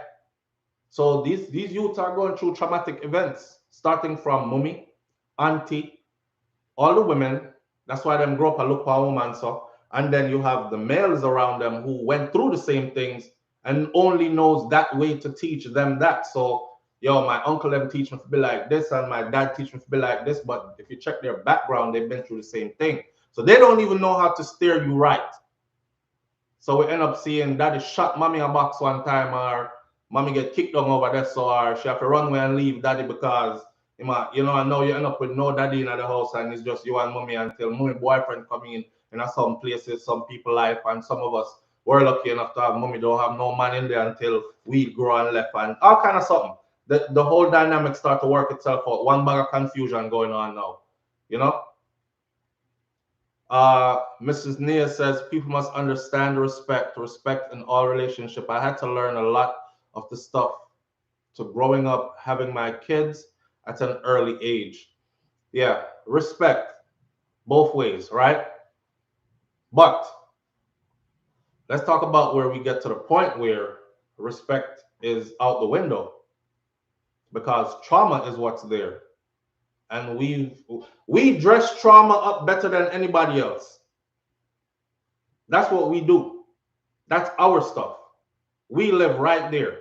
We dress trauma up better than anybody else. You know, we take serious thing, make joke. That's a saying. That's our saying. See? We take serious thing, make joke. So we can laugh through anything. All yo, my you, Mr. The man, it bust out over there, so dog, them shot him right aside, come out aside there, and somewhere in there, somebody are gonna inject something that you can laugh. And then you find yourself laughing in weird and sick situations, you know? And it applies all across the board. So we dress trauma up better than anybody else. So we've hugged up our trauma, carrying it through life, and then we go from relationship to relationship to relationship, and we're like, it's not me, it's everybody else that I meet. It's everybody else that I try to get involved with. It's not me. This is our men I'm talking to. We've done the woman one. We beat them to death already. We had to do the man one today. And we're hugging our traumas and we're going through life. But we're hurting people as we're hugging our traumas and going through life. So instead of waiting till later where we have to go say, well, if something bad, you go get counseling then. Kind of everybody can afford counseling. Doesn't not everybody have all that stuff readily available to them, or the time, the finances, them kind of something there. So before we even get to the part where you need counseling, let's get to the part where we don't even start down that route, down that road. See? Mrs. Nia says, I was a teen mom and my son is 31 and married right now. Great day, great husband, and I didn't go to poverty. I didn't always have it, but I didn't go to poverty. Yeah. Mrs. Nia, where do you live? What country do you live in? But I agree, great respect for his dad's mom who helped me out a great deal with my son, private school and everything he needed. So grandma was there, right? All right. So yeah, healing our men to save our women. You could tell the men all day, brother, don't spend more than you can afford to spend because y'all know how the situation, y'all know how the scenarios go, right? You have some man will take up girl where they should know from the beginning that this girl is either way too young for you, don't have nothing to do with you really, but you're a stepping stone for her, or you're just treading down the wrong paths as far as woman is concerned, and you're not trying to save yourself, but you just want to kill the woman. Them, you could talk all that talk all you want to, but if this is dysfunctional already from past trauma and hurt, until he starts to recognize it and then heal from it, it's going to be the same treatment all over again. So we could tell the women all we can. You must know what love is. You must learn to pick a better partner. You must this, you must that. And they'll still end up with one of these traumatized men because we mask it so good. And they don't find out till they're in the middle of the relationship, right? Like this nigga traumatized. This man got issues. Oh, wait there. I kill him out, try to kill me. You know? So we have to start save the youth them from the youth them as youth. We have to start save men from their babies, save men from their boys. We have to start saving men from their boys. Big man no one here, nothing what we have to say. Very few big man will come to the format and say, boy, SouFlo, you know, say, I true your talk still. John no car. Me one of them, you know, choke my wife and all the other day, you know. Grab her by her neck the other day, and I said to myself, what me I do? Not too many of them are there to recognize and be like, yo, destructive behaviors. I can't do this. I have to change. They're stuck in their ways. And they genuinely feel they're right because of how their whole experience coming up has been. See? Live on the air with SouFlo. Hello? So, hello? Yeah, whatever device you're listening on, or I hear us echoing in the background. So turn that down and you're ready to go. Is that better? Yes, you're loud and clear. Okay. Hi everyone, how are you? Listen, this is such an important topic about how we're dealing with trauma. We have to pick better mates. Yeah, when you're looking, when you're having children, it's a lifetime commitment. It's not something you're putting your bloodline, your DNA in this world into the future.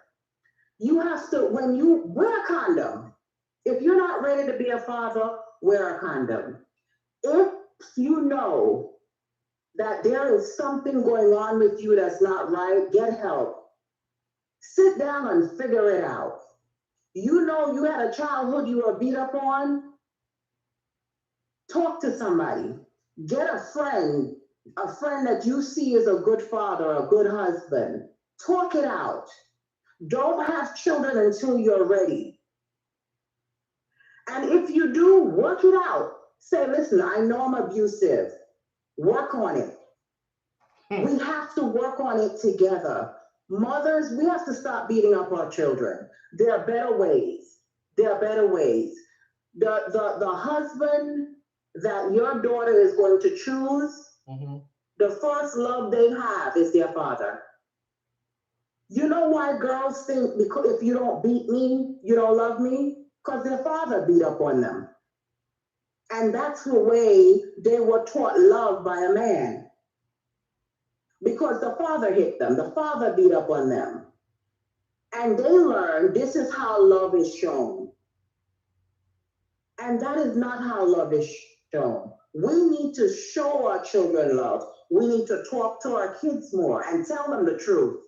If you're messed up, one thing with you, SouFlo, you talk the truth about yourself. Yes, because there's no other way to be. Understand when you tell them the truth. Yes. Yeah. All of us fell down. All of us have fallen down and got back up. But you need to let the children know it's okay to fail, but they have to get up. and they learn that from you. All right. Now, This is what I did, but I'm not doing that anymore. right. Because there's consequences. You lose your whole family because you beat up on the wife gets up, she leaves you, or you beat up on your woman. You form more broken homes, you form more broken children, and they go out there and they form broken homes, and they have broken children. And fathers, just because the relationship does not work out with the woman, the relationship with the woman and the relationship with your children is two different things. Just because you walk away from the woman, you don't walk away from your children.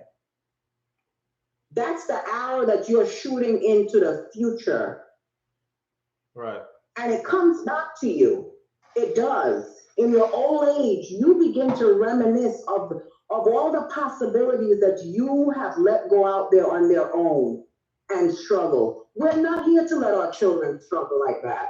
We're here to make a better road for them. So even if the woman is giving you trouble with your children, don't give up. Still fight for them. Still send a dollar so they send what you can so these children could be nurtured. Show up to PTA. Talk with them, even though she caused hell, because you are important to your kids. Don't make it a hard way for your children to grow and anger and strife. You are still those children's father, and you have a part to play in their life.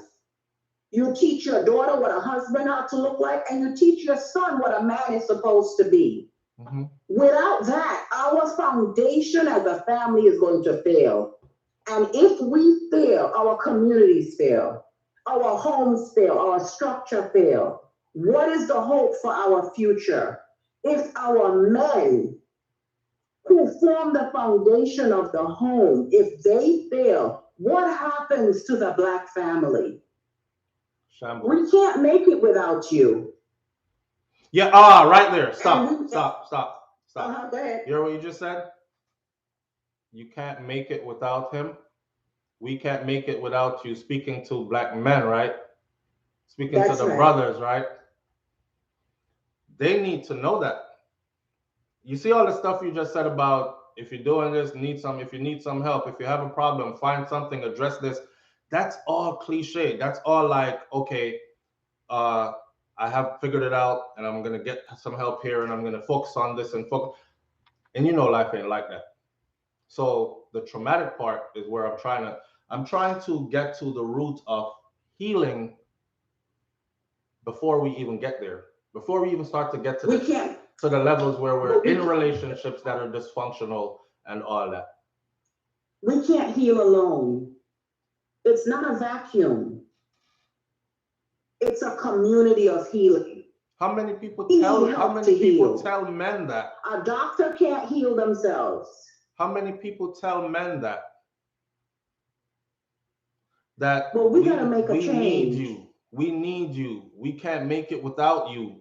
That kind of stuff. How many people look at them and tell them that?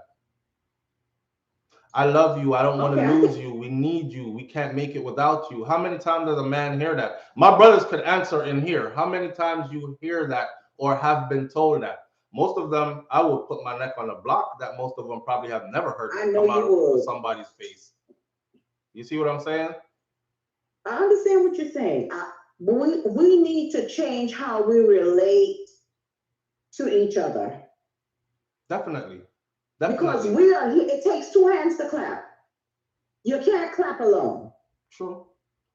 Well, I could clap on my leg. I could clap on my leg and be clapping I'm clapping. But I know what you're saying. You can't. I'll improvise, but it ain't the same. We need each other to build. Definitely. You know, when you get together with another person, you're looking to build something. We have to be builders, and we can't do it alone. We need to build as man and woman together. When you choose a mate, you look at that mate. Can we build together? Can we make a sound foundation together? We have to change the way we look at relationships and children and how we are raising these children to take over when we are gone. So when we decrease so they can increase. And we need fathers to do that. Definitely. Okay, so that's all I had to say. Thank you. I appreciate you. Take care, SouFLo. All right, you too. She on point. She on point. However, the what I'm trying to avoid is getting to the place where someone has to look at you and say, if you have problems and you've been traumatized, go get help. Listen, I've said it again. You're looking at somebody whose brother committed suicide, and I had to go identify him on his 23rd birthday and to go into the 24th. All that, you need help, go get some help, and you're not praying hard enough, and you need to focus on this and all that. All that only goes so far. All that only goes so far. If we can roll back and hit where the trauma stems from, that made him develop into this type of a person, then we can save a lot. Again, it's like bending a fully grown tree versus bending a tree when it's young, right?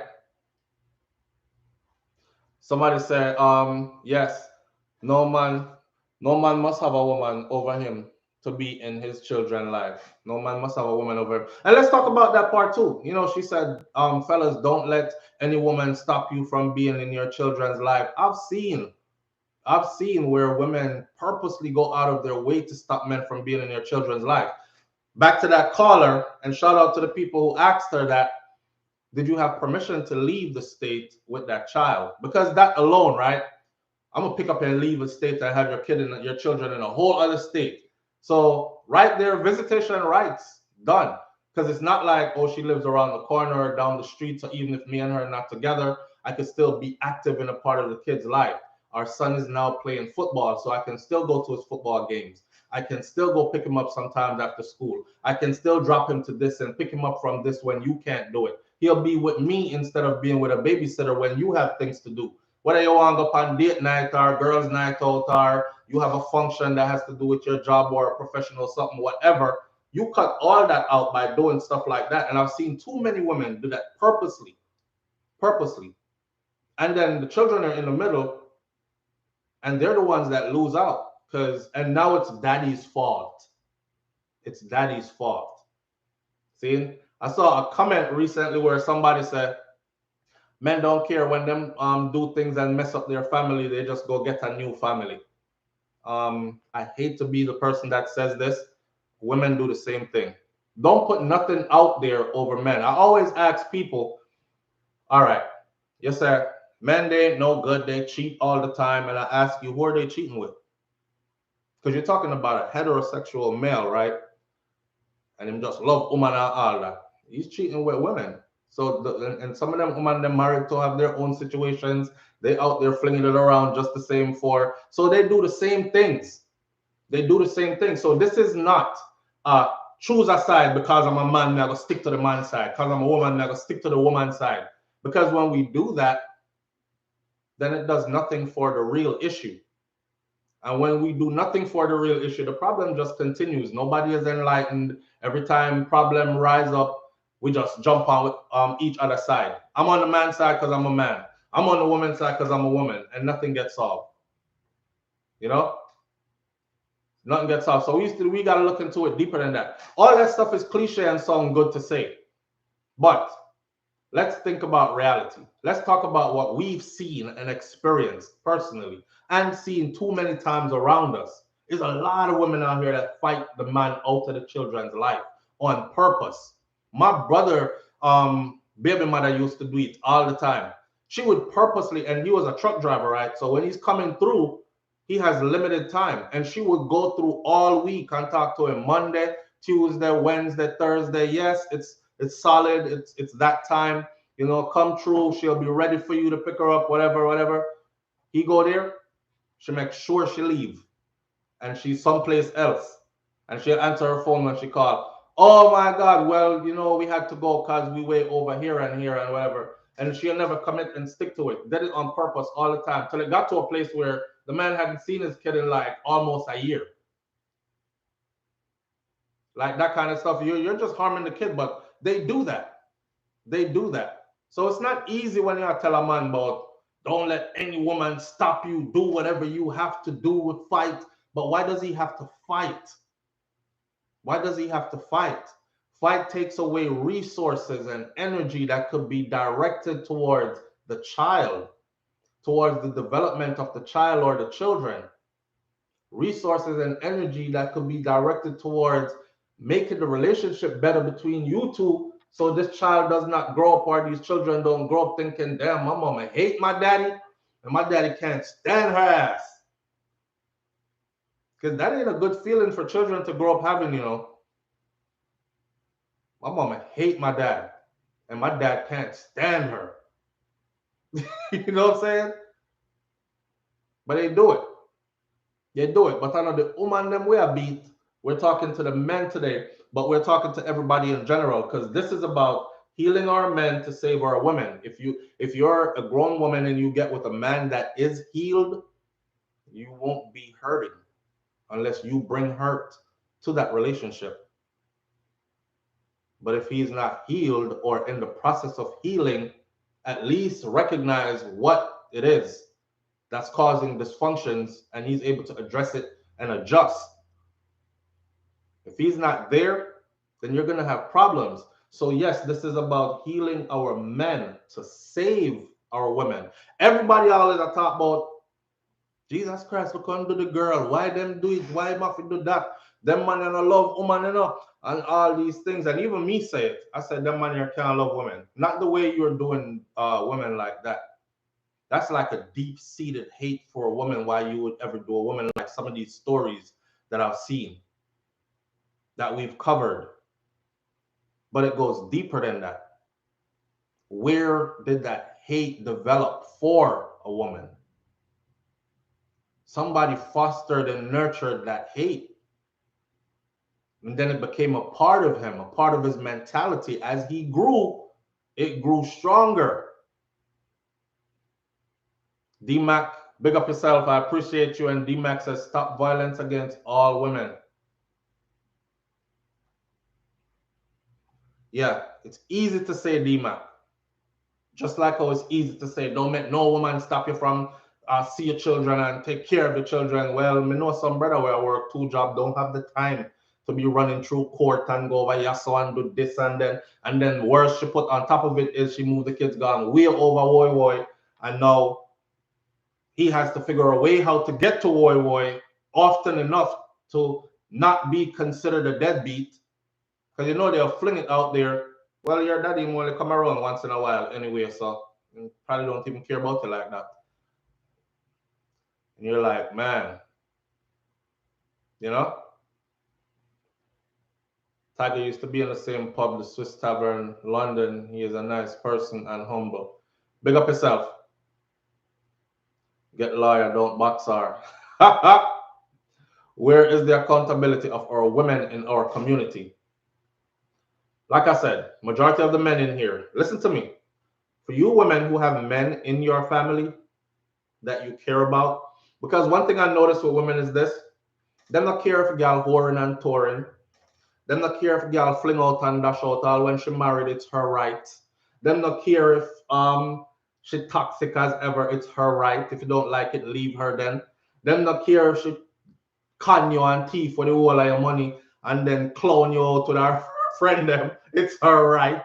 You know, but excuses for everything. See, for the woman them. And you're asking where is the accountability? I'm trying to tell you this. Majority of men in here have never heard, I love you, don't want to lose you, you're important to us, let's work this out, let's make this work, that kind of stuff. The man don't feel no value. The man don't feel no value from day one. It's all about what he can do, and is he providing good? Oh, he is? Okay, well, him is a good man. Him there, yeah, him pay the bills them, yeah, him do everything. Him make sure the kids them clean, him scrub the pot, him help with house cleaning, yeah, change diapers, yes, him cut the yard to all that, maintain all the vehicle them too, yes, run around and get all your list of honeydews and things done, yes, is a good man, that is a good man, is a good man. And it there right, that's all. There's no appreciation. So someone cut already because mentally you gone first before you leave physically, right? I hear women say that all the time. Women leave physically, mentally first before men do too.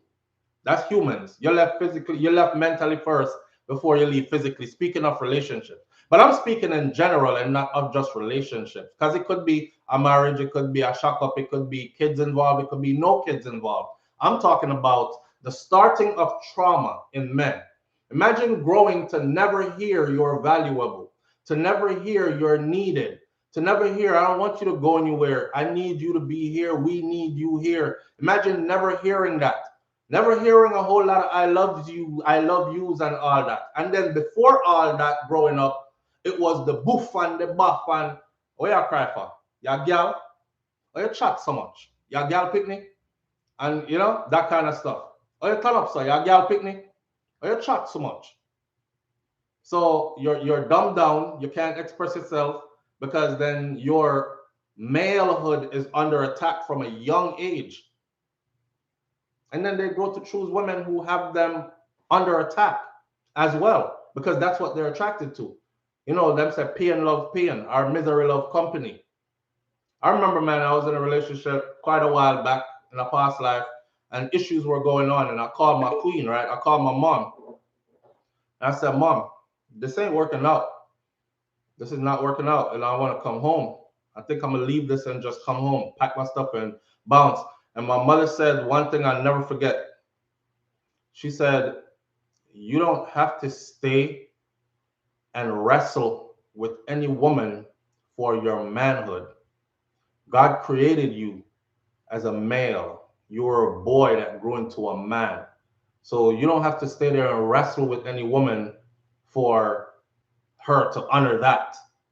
You understand? And she said, trust me, there's a woman out there that will respect your position in creation, and she will play her role as well. And things will work out way better than what you're going through right now. That's not necessary that you're going through that. And I remember that. And I never forgot it when she said that. Of course, long story short, that's long ago. Then the relationship they're gone. I'm a whole different person now. I'm talking a very long time ago, and so on and so forth. So the nurturing, even a traumatized man that gets nurtured now as an adult will respond to that nurturing and start to change. But there's no, we ain't even given room to change. You must come perfect and ready-made. You know what I'm saying? Mama told you correct, even if she had her issue with dad. Yes, the brats. Facts. Facts. D-Max said, big up Shabba, can't done. Love all your ladies. That was a great advice from Mama back in the days.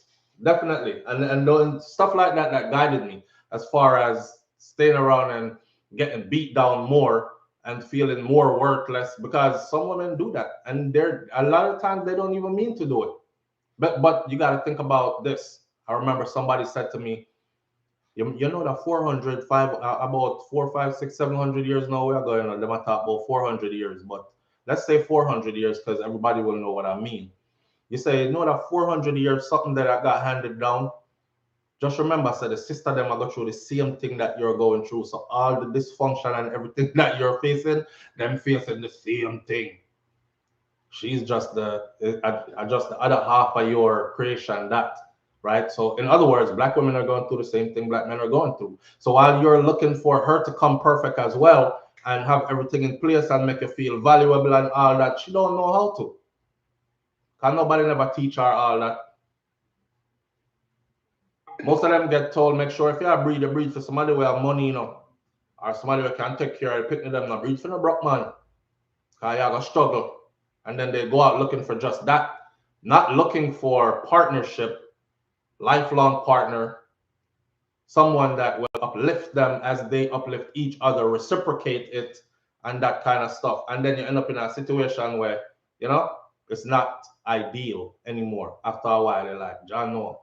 So just remember, hurt people, traumatized people love link up with traumatized people because misery loves company.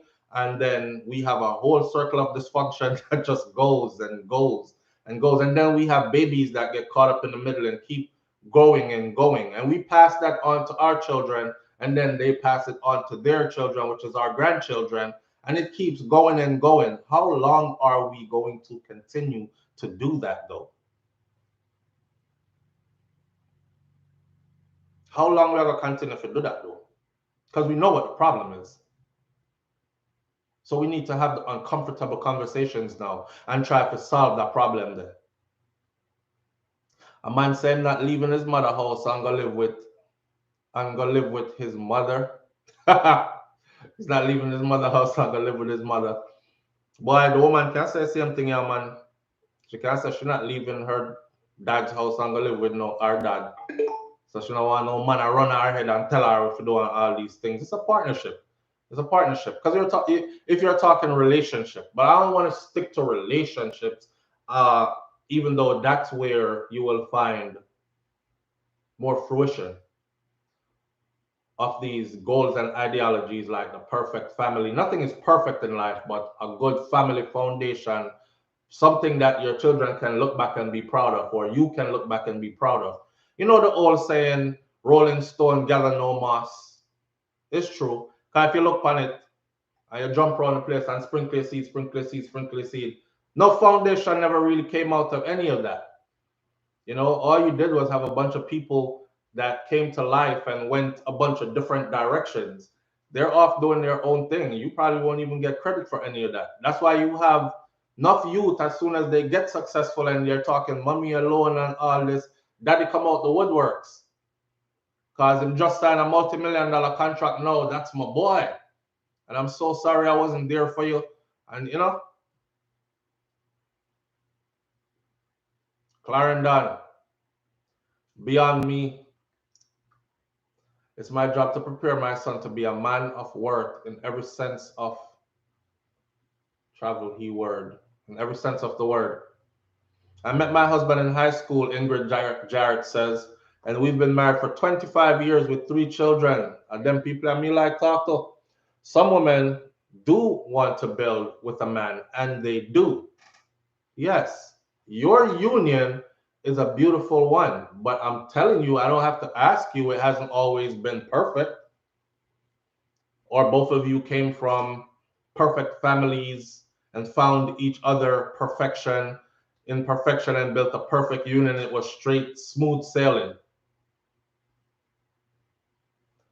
As far as relationship goes, you can't fix nobody. You can't make anybody whole. You can't make anybody happy. You heard what I just said? I'm here to talk to my man them, because some of them lose it. You can't fix nobody. You can't make anybody whole. And you can't make anybody happy. You can enhance somebody's happiness. You can definitely break somebody. You can't fix nobody though. You can encourage somebody to fix themselves, but you can't fix nobody. See? So, again, healing our men to save our women. When I saw that sister in the grocery store and the way she talked to that little boy, she jumped on him like she like a fight the little kid. And I just stood there because I wanted to see where it was going. I mean, actually did I follow close by. I wasn't stalking her, I wasn't following her around, but we ended up at the same, like the cash go register them up there. So at the same time, cashing out, and she was still on it. When she came in the store, that's how she came in the store. I'm gonna fuck you up. And may I tell you, it's a little youth. And it kind of registered to me like, damn, this is some normal stuff that we go through as young black men. A lot of us get toxic mommies. Another thing, somebody said, remember this, while you're growing, your parents are growing up too.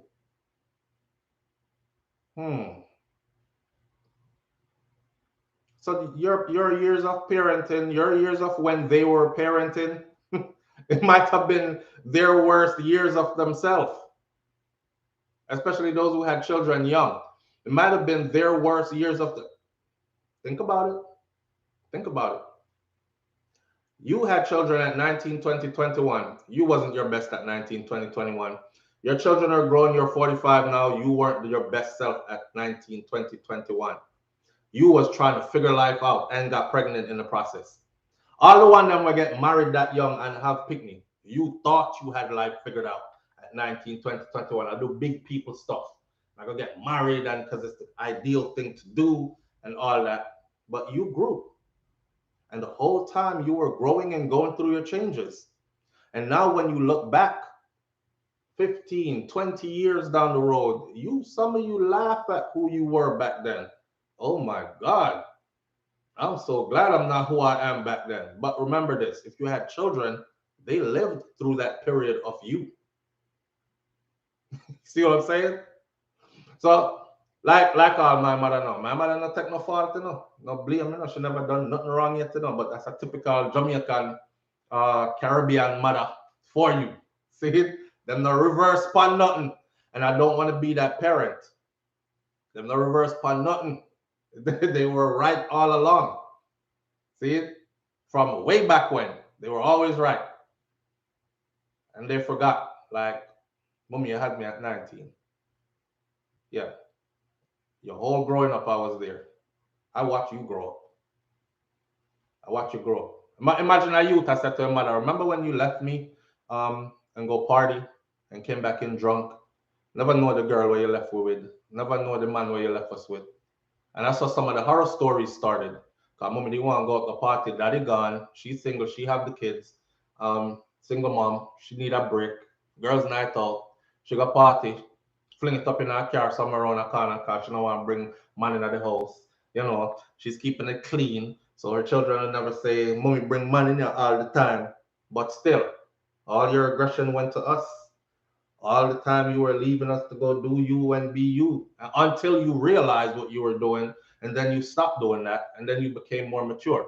And then over the years, now you start a church and pick up Bible and talk about Jesus and God and all these other things. And then 20 years down the road, you act like that's who you always been. But we were there from the. So the person that said to me, I'm telling you, I love talking to older people. I love when you're way older than I am. I will listen till when you're growing up, remember that while you're growing up, remember that your parents are growing up too. Yeah. A 19-year-old is still a child raising a child, definitely. But you can't tell a 19-year-old that's married that they're still a child. They're married and she's pregnant and she's with her husband and they're going to have a baby. That baby is going to get every bit of what a 19-year-old, a 20-year-old is. And when she reached 21 and say, oh my God, I'm so tired of this. I tied myself down at 19. I don't want to be in this relationship anymore. And then kind of something that they pick me, I'm going to get all of that. All of that.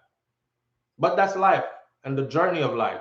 So my main thing is if we could stop the trauma from early, be conscious of where it comes from and stop it from early, then we can stop some of them youth here from growing up to be men who feel like he is entitled to a woman in a certain manner. And she have to do what I say, and you can grab her and drag her by her neck and all these things. He'll see women in a different light. You know? But it starts from not traumatizing the youth them and raising them the proper way, regardless of if the other partner is there or not. Yes, I saw somebody leave a comment just now that says, us as men, now we can we can start talking about the trauma from the early, and we can now start talking about our decisions as grown men. Like the other caller say, go get some help if you have issues. But guess what? Most people with issues don't recognize they have issues. They're really in their mind think like, this is me, I just saw me deal with things. But I want to ask you, if the way how you're dealing with things brings about a negative result all the time, then is that the ideal way to be dealing with things? You know? Word is powerful, so we need to think before. Yeah, like that mother. I'm gonna you up. Man, that little boy was like, I looked at the little boy and I thought, man, if she could do this in the grocery store, I could only imagine what his home life is like. I could only imagine what his home life is like. Abuse the hell out of that child. And a lot of them do that. Abuse the child at home and then walk outside like everything is okay and I'm the perfect mom. Or they're on social media, I'm the perfect mom and everything is fine. But very abusive to their children at home. And I'm telling you that it stretches a long way. So when you see a youth reach man age, I want to thump off a girl face. And you're like, oh my God, that's not love, but he loved her yesterday and all that. Watch the seeds that we plant. Watch the seeds that we plant.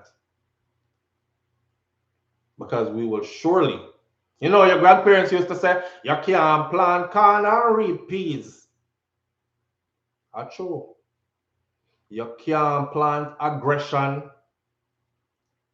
short patience, or no patience, and all these things and expect to reap humbleness, heights of intelligence, calmness, respectful attitude, and all these things. It's not going to happen. You're not going to plant corn and reap peas. So just watch the actions because there will be consequences. See? Us as grown men now, you have issues, work them out. You have to be able to look in the mirror at yourself. For everybody that's watching this today, when this video goes off, which we've passed the 2-hour mark and I only wanted it to be 2 hours. But when this video goes off, I challenge every man. First of all, I challenge every woman that has a man or men to let that man know, I'm sorry for you if you go cheat last night or you've been in the doghouse or nothing because you might not get this today. But even then, you know, plan to leave him. So make him know that he is valuable, that he is worth everything to you, and that you are in it for the long haul. You're not gonna cut and left him and then not gonna work the thing out, right? That's very important for men to know. For all the men out there, I need for you to look yourself in the mirror when you're alone. Go in that bathroom by yourself. Look yourself in the mirror. Speak your faults out. You know your damn faults. Don't act like you don't know them. You know them. Me know my faults. Speak your faults out. So everybody knows their faults. Some people are just comfortable with it. Some people just tell themselves that, oh, this is me and I ain't changing. Okay, bro. Well, if you keep getting negative results and you feel there's no need to change, then don't change. Live with the negative results. I'm here for the people who want better. Go look in the mirror by yourself. Say your faults out to yourself. Say to yourself, self, you are this, you do this, you do this. I always tell you to positive talk yourself. Okay, now I'm going to tell you to say your faults out. Sometimes you need to say it out to hear it, to recognize that, damn, I know my faults. Then ask yourself, what are the consequences of you continuing with these faults? Look yourself in the eye as a man and say, am I ready to accept that? And don't beat around the bush with it. Think about what it is, the consequences is, and if you're ready to accept it. And if you are, then carry on. And if not, then it's time to start changing. All right? What gone bad a morning can't come good. I'm telling you, all people grow me up. What gone bad a morning can't come good at evening. So the segment where we were talking about them not be getting traumatized from young and mothers playing this kind of a role that will shape how they see women, how they feel towards women, how they treat women, that part they're gone. You're a big man now. We can't rewind and reverse. Here we are now. You still need help. You still need to change. You still need to recognize certain things and work on becoming a better you. See? All right. I see that Diva Unstoppable says, I just block you. I don't know what's going over there. So this is a psychological disorder. It starts with N. You all know what the illicit substance police are called. Talk to him, bro. How I going over here? So talk to him, bro. That is a good conversation for the men in the world. Don't do men right. Men must have a life purpose and goals and self-improvement, but not validation from women. Black light. Everybody needs validation. I hate when people act like they're not humans. We're humans, right? We're emotional creatures. I mean, I know how, remember I told y'all, man, we're being programmed to think a certain way that is destructive as hell. They have us out here thinking, man don't have no feelings. Ah, he's a man, he don't care anyways, they don't feel nothing. And women have all the feelings in the world. Don't hurt her feelings. We got to find a better way to say it. That's why you got people just say anything they want to say to man. I feel like him shouldn't react because I'm a man. And then when you say the same thing to a woman is, oh my God, why'd you talk to her like that? That's so disrespectful. You know? Human are human. Humans are humans. All right. Who's that diva unstoppable talking to? Let me check this out real quick. That diva unstoppable, who are you talking to?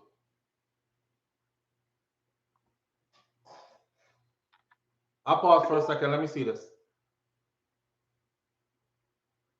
Come now, that diva unstoppable. I called your name 3 times. Who are you talking to?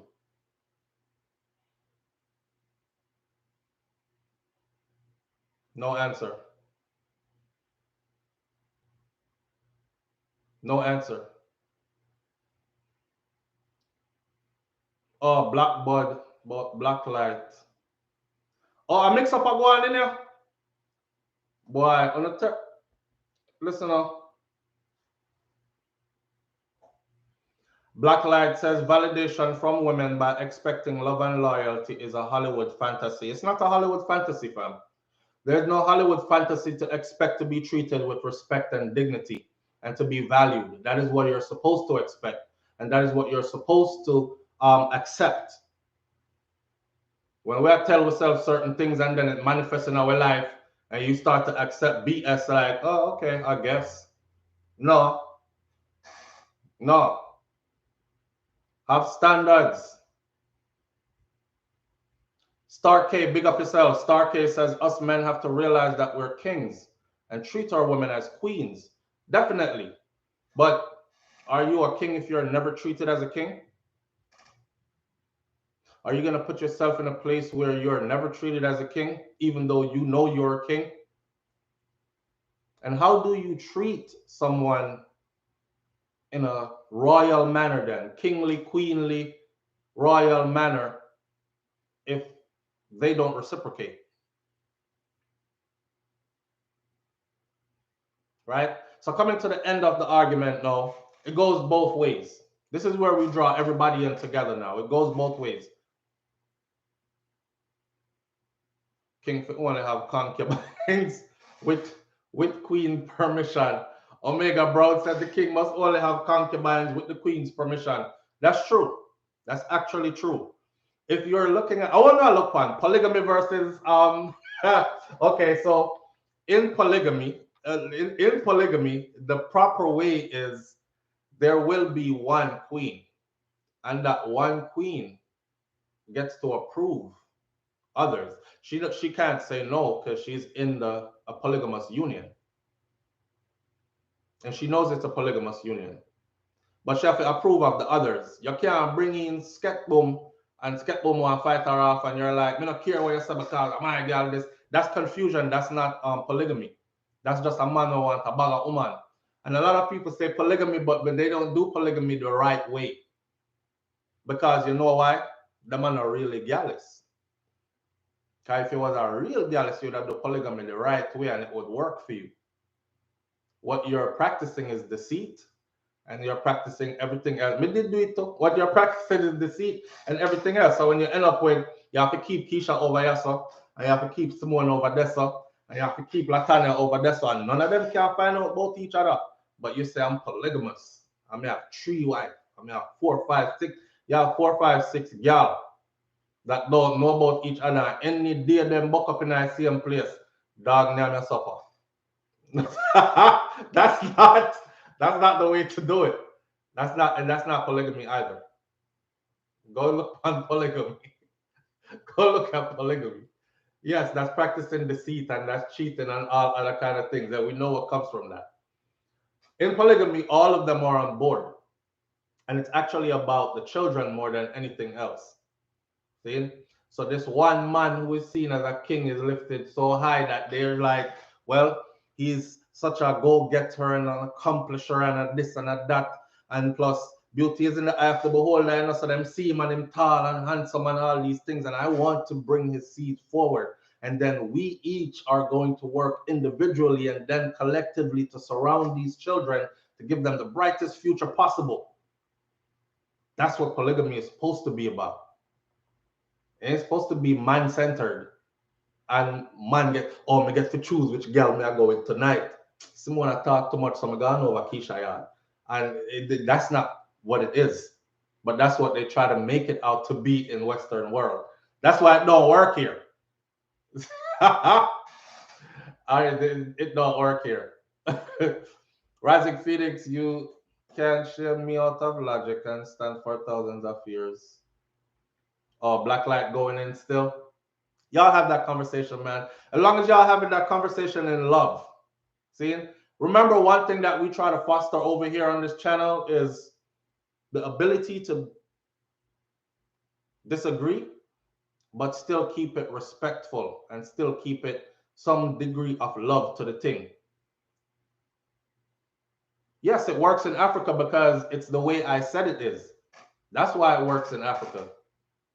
Because it's the way I said it is. But the way how they want it to work in the US, it can't work, or in the Western world man have a mindset of want a baga woman. And then that's it. First of all, you only allow as many as you can afford. That's first rule. So no man. That's why we have that problem, because a lot of these guys that are running around talking about polygamy, them mean breed up a bag of woman where them can't mind the picnic them. One child support a broken back. He's not that accomplished, but he got 6 children out there. Now, if he was under polygamy, he would have stopped at the first one. That's what you can afford, bro. If you got Walmart money, you don't go shopping in Gucci stores. You go in a Walmart and you take off a shirt off at a rack in Walmart and it's $10 and $5. The sale rack has them for $5. Sometimes you'll find a marina in the summer, $2.50, and you beat it like it's a Gucci. Not true? Although I don't wear them branded. But I'm just saying. So it's the same thing. You can't be out here talking about you want 6 or 7 of them. That's like your Walmart money trying to stretch it in the Gucci store when it's not even enough to get 1 foot of socks, much less a pair of socks. So first rule first is, and you know what? I always told myself that. I said, God, I want as many children as I can afford. As I can afford. If I can't afford them, I don't want them. And please continue to bless me with the strength and the courage and just to get up and go get it and make sure that they're good, the ones that I have. And I can stretch my time enough to be there in their life as well, presently. Anytime I get beyond certain, then no, it's not for me. Because it's gone way overboard now. And somebody is going to be hurting. And I don't want to be a part of that. Some man brag about 7, 8, 10 kids, but not one table to sit there. But not one. I'm not funny, but me have to laugh. But not one table to sit them down on. And none of them don't know each other neither. Just sprinkle them everywhere. This is destruction of self, my friend. This is destruction of self. So in a sense, I'm talking out against gallus culture. Me hear somebody say earlier, one of the callers, if you don't want children, use condom. Condom boss. Condom boss. You have to go discipline yourself. You take care of yourself or you don't do nothing. But the minute you start to enter that passageway that you know, and I even tell females this, I said, listen, you got control over your body. This is different times. So don't wait upon no boy. I hear them. And you know, sometimes it's from some lower educated type of demographics, but we're not size up nobody. When you hear the talk like, make it the boy someone inbreed me. What? Hold up. Wait there. Wait. Make get the boy someone inbreed me. I said to one female one time, I said, are you grown, right? Yeah. You give him someone inbreed you. Oh, he never use no condom. No. Me say you're a picnic. You're not grown. Because a grown woman would hold on pan something there and check it. I say, yes, it wrap up good. All right, let's go. She not gonna make a slide in or something so. And she not even a check. And next thing she caught up in at the moment, oh, this feels so good, it feel like nothing is there. and nothing really is there. I him in a female mind over there, no, there. But yo, I can't deal with the condom thing, yeah, man. I can't feel nothing. You need a wife, my friend. If you're out the road a slinger, you can't deal with the condom thing because you not feel nothing. You need a wife. You need a commitment. You understand? Because you go out there and catch something that have no cure. That part.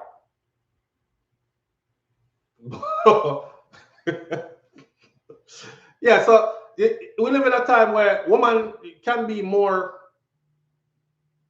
proactive and more in it. Nobody make no excuse about inbreed me. No, you didn't want to get breed. You didn't want to get breed. And then now you're ball later because you realize now you're thinking, oh damn, school fee, you're gone way ahead. Baby, just buy you think about school fee already. Cause some bills still. Bills will make you look way ahead. Jesus Christ, how long am I going to pay this for? 18 years from now, me. I pay child support till me an old man. Yeah. Bills will make you look way forward. Now you want to be rationalizing stuff. You should have think about that from before, man. You know, them have one little something where you put in your arm. They have a next little one where them put up in themselves. Them have other one where you take an injection. There are so many things out there. Don't depend on the man to do it. Don't depend on the man to do it. It's you and your future. See? It's you and your future. Because when him breed you and gone left you, then you're going to come ask we about you need help to fix the zinc roof.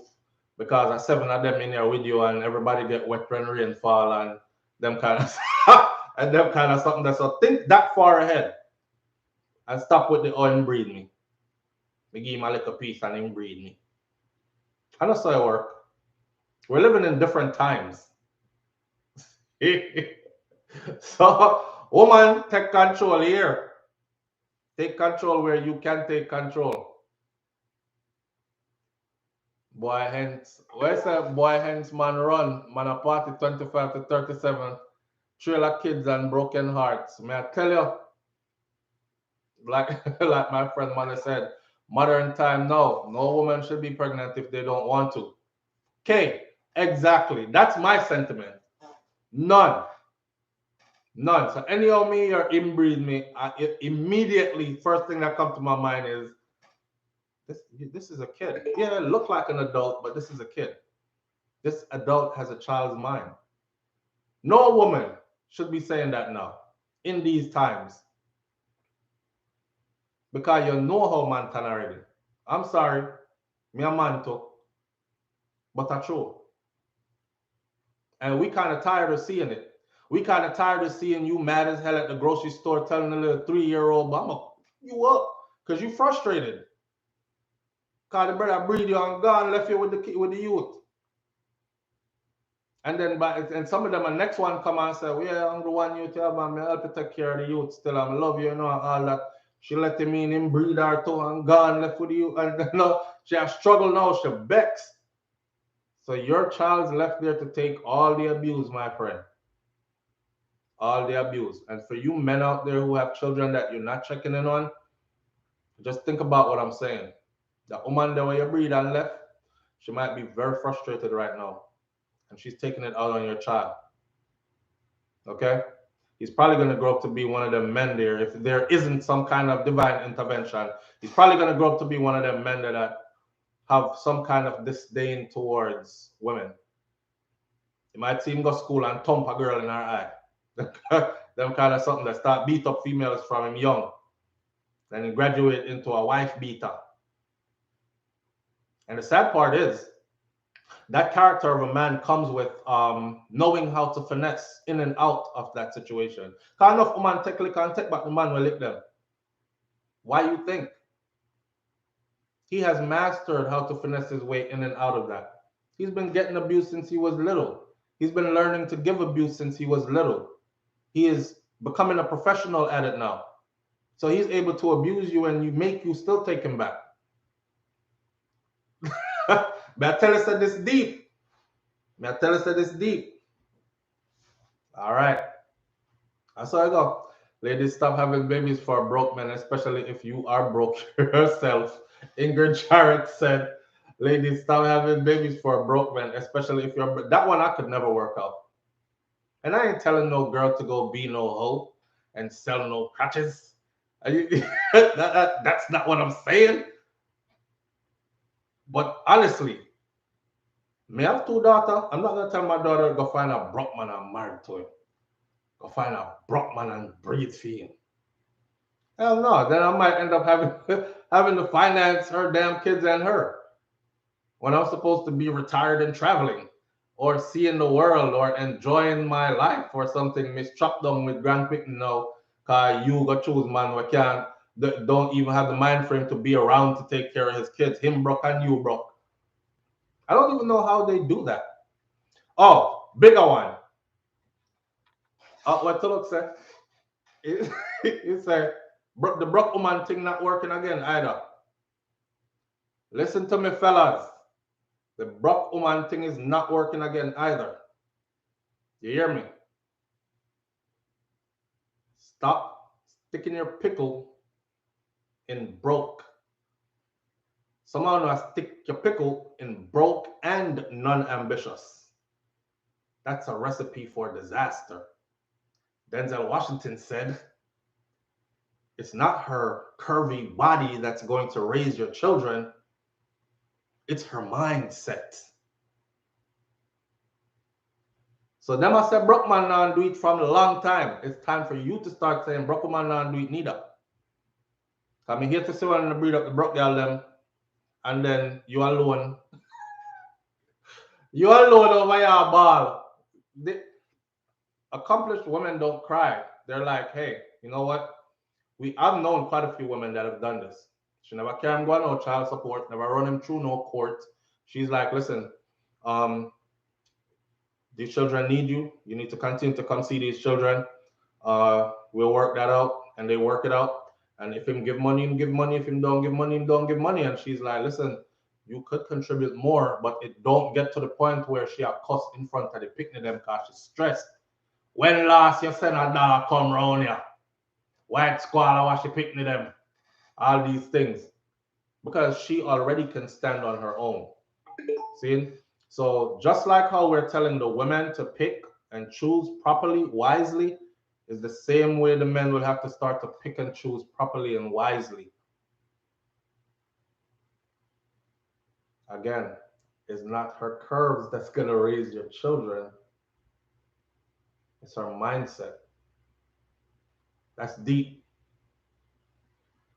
That's deep. And we all know what happened to the curves.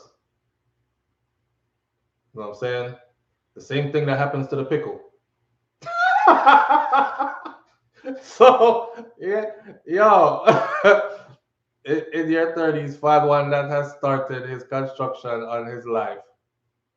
It happens. It happens, or maybe you need to be patient. You know, everybody is in a rush to get into something with somebody, and that's human nature. And I told y'all before, right in the beginning, we need to be held. We need to be validated. I don't care who want one like them tough like Rockstone. You need to be held. You need to be validated. You need to know that you are valuable and you are worthy. Blacklight said, me don't want a woman that can't support my mission. And vice versa, same thing. A woman shouldn't want a man that can't support her mission neither.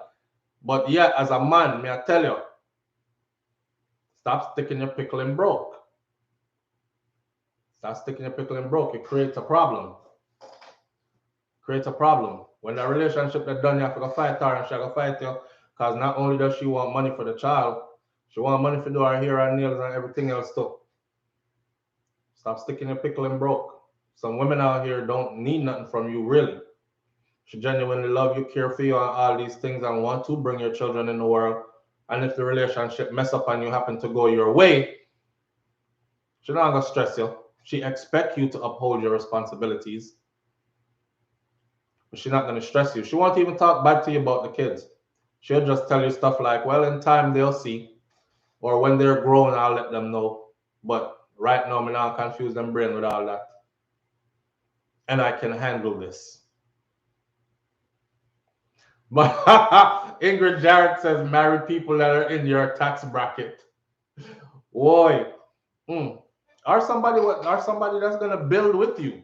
Cause if you're broke, and your ambition not up and you're not working on anything, you have no business saying marriage. You're trying to jump to things that you're not ready for yet. Life comes in stages. You know what I'm saying? Some people want to start out at the beginning and then jump 6 stages ahead. You can't. It always brings about problems. Always brings about problems. Go through your dating phase. Go through your I was young and I liked to party and I had fun phase. Go through your meeting and courting properly phase. Graduate into other phase. In the meantime, you're thinking about some kind of a skill or a career, or you open a business, entrepreneurship, and you nurture that and work on that. When you start to see the materialization of these things, that you can now say, okay, we can take care of this and take care of that, and nobody's going to be crying at the end of the month. Even have a little extra we can throw in our savings or something. Then you can start talk about marriage with somebody else that's on the same path. But people just jump from one thing to the next thing, and then have to go all the way back a divorce, and then jump, jump from one thing, 1 to 7, and have to go all the way back a 1. Blouse and skirt. All right. 1 to 7 again, they're not hearing. All the way back to 1 again. Damn, Jaja. All right, it's my 3rd relationship. 1 to 7 again. You're skipping the steps. You're skipping the steps. So yeah, Brockman not do it again. Brockman was never doing it. But well, enough of them brief for Brockman still, so he was doing it. No pun intended, but on the front page, Brockman was never doing it. Nobody wants to breathe for Brockman and be proud about it. However, enough Brockman have picked me out there. So something off. Something off. It's just like when them say in Jamaica, what them say? Anybody never put him head on the so put up your hand in the ear, so every man in the dance put up your hand. But every woman in the dance know different. Because she said, hey, I get that done all the time. So how I do it? It's the same thing. Graham says some people pretend to attract their partner, then attract the wrong person and end up wondering what happened. Be careful, the right person will find you. Yeah, you got some people who are attracted to everything. Them not type. Them just attracted to everybody and anybody. That can get you in trouble. It's okay to be attracted, But some people feel like they have to act on that attraction. They have to make that person know something attracted to them. They have to act on this attraction, and then that brings trouble. Sometimes you have to be patient. Not true? Ice Lady says, ladies got standards.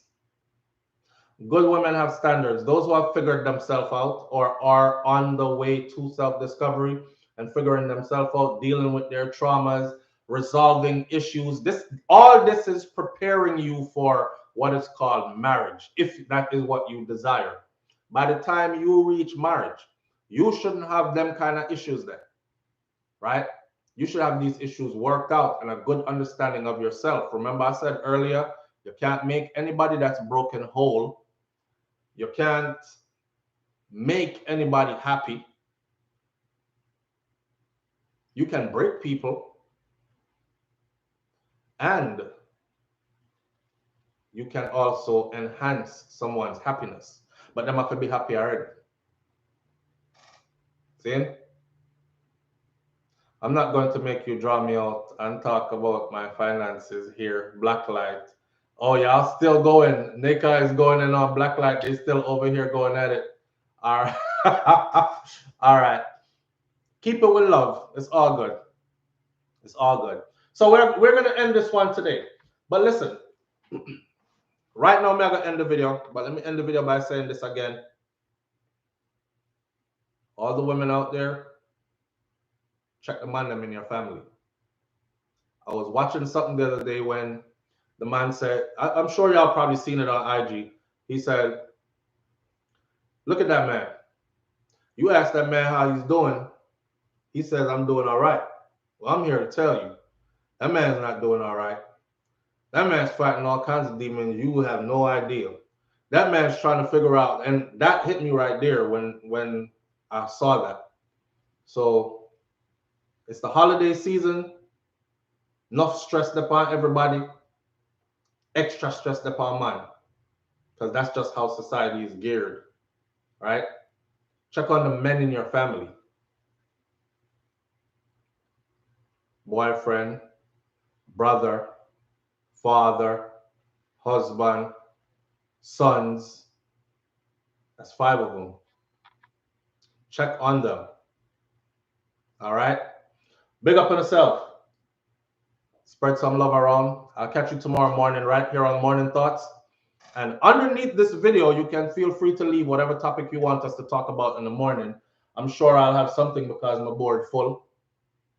And for those of you who rocking with me on my other channel, you notice, like I said before, I didn't want to promote that channel in this space because there actually are people who see this who are Jamaican or from the Caribbean diaspora, especially Jamaican.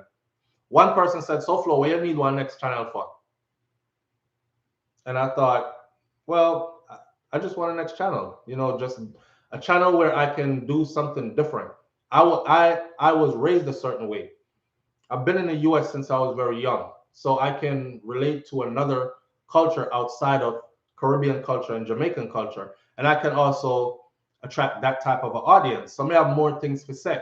Some things I bring to this audience, y'all wouldn't want to talk about it. It wouldn't be of interest to you. So I created another channel for that. Then here comes my own people over upon the other channel. Beer foolishness you're talking at that video you just now. Just so them type it enough. Beer foolishness you're talking at that video you just now. And the hate starts again. On a channel that I call that my Yankee channel. Because we don't even talk patois over there. And we don't do no Caribbean topic and no Jamaican topics over there. But they find me there and they go in again. All right. So that channel is right here. It's called Hot Topics TV. All right, go over to Hot Topics TV, hit that subscribe button for me, help me to grow that channel as well. It's doing pretty good right now by itself, but help me to grow that channel as well, even though I was kind of skeptical of saying it because you don't know who among you is who is saying, yeah man, SouFlo, big up yourself, and then they the ones over there hitting thumbs down on every video, leaving crazy comments and these kind of things. All right. Big up on yourself. I appreciate you greatly. And at Shakira Sphere, ERASPHE.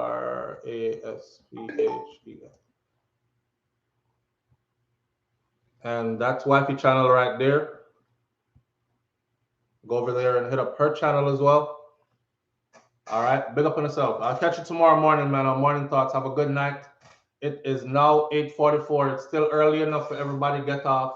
Go have a glass of wine. Speak to your loved ones. Spend good time with your loved ones because that's all you really have. All right. And again, check on those men in your life, those males, because some of them are small. I'm out. Peace.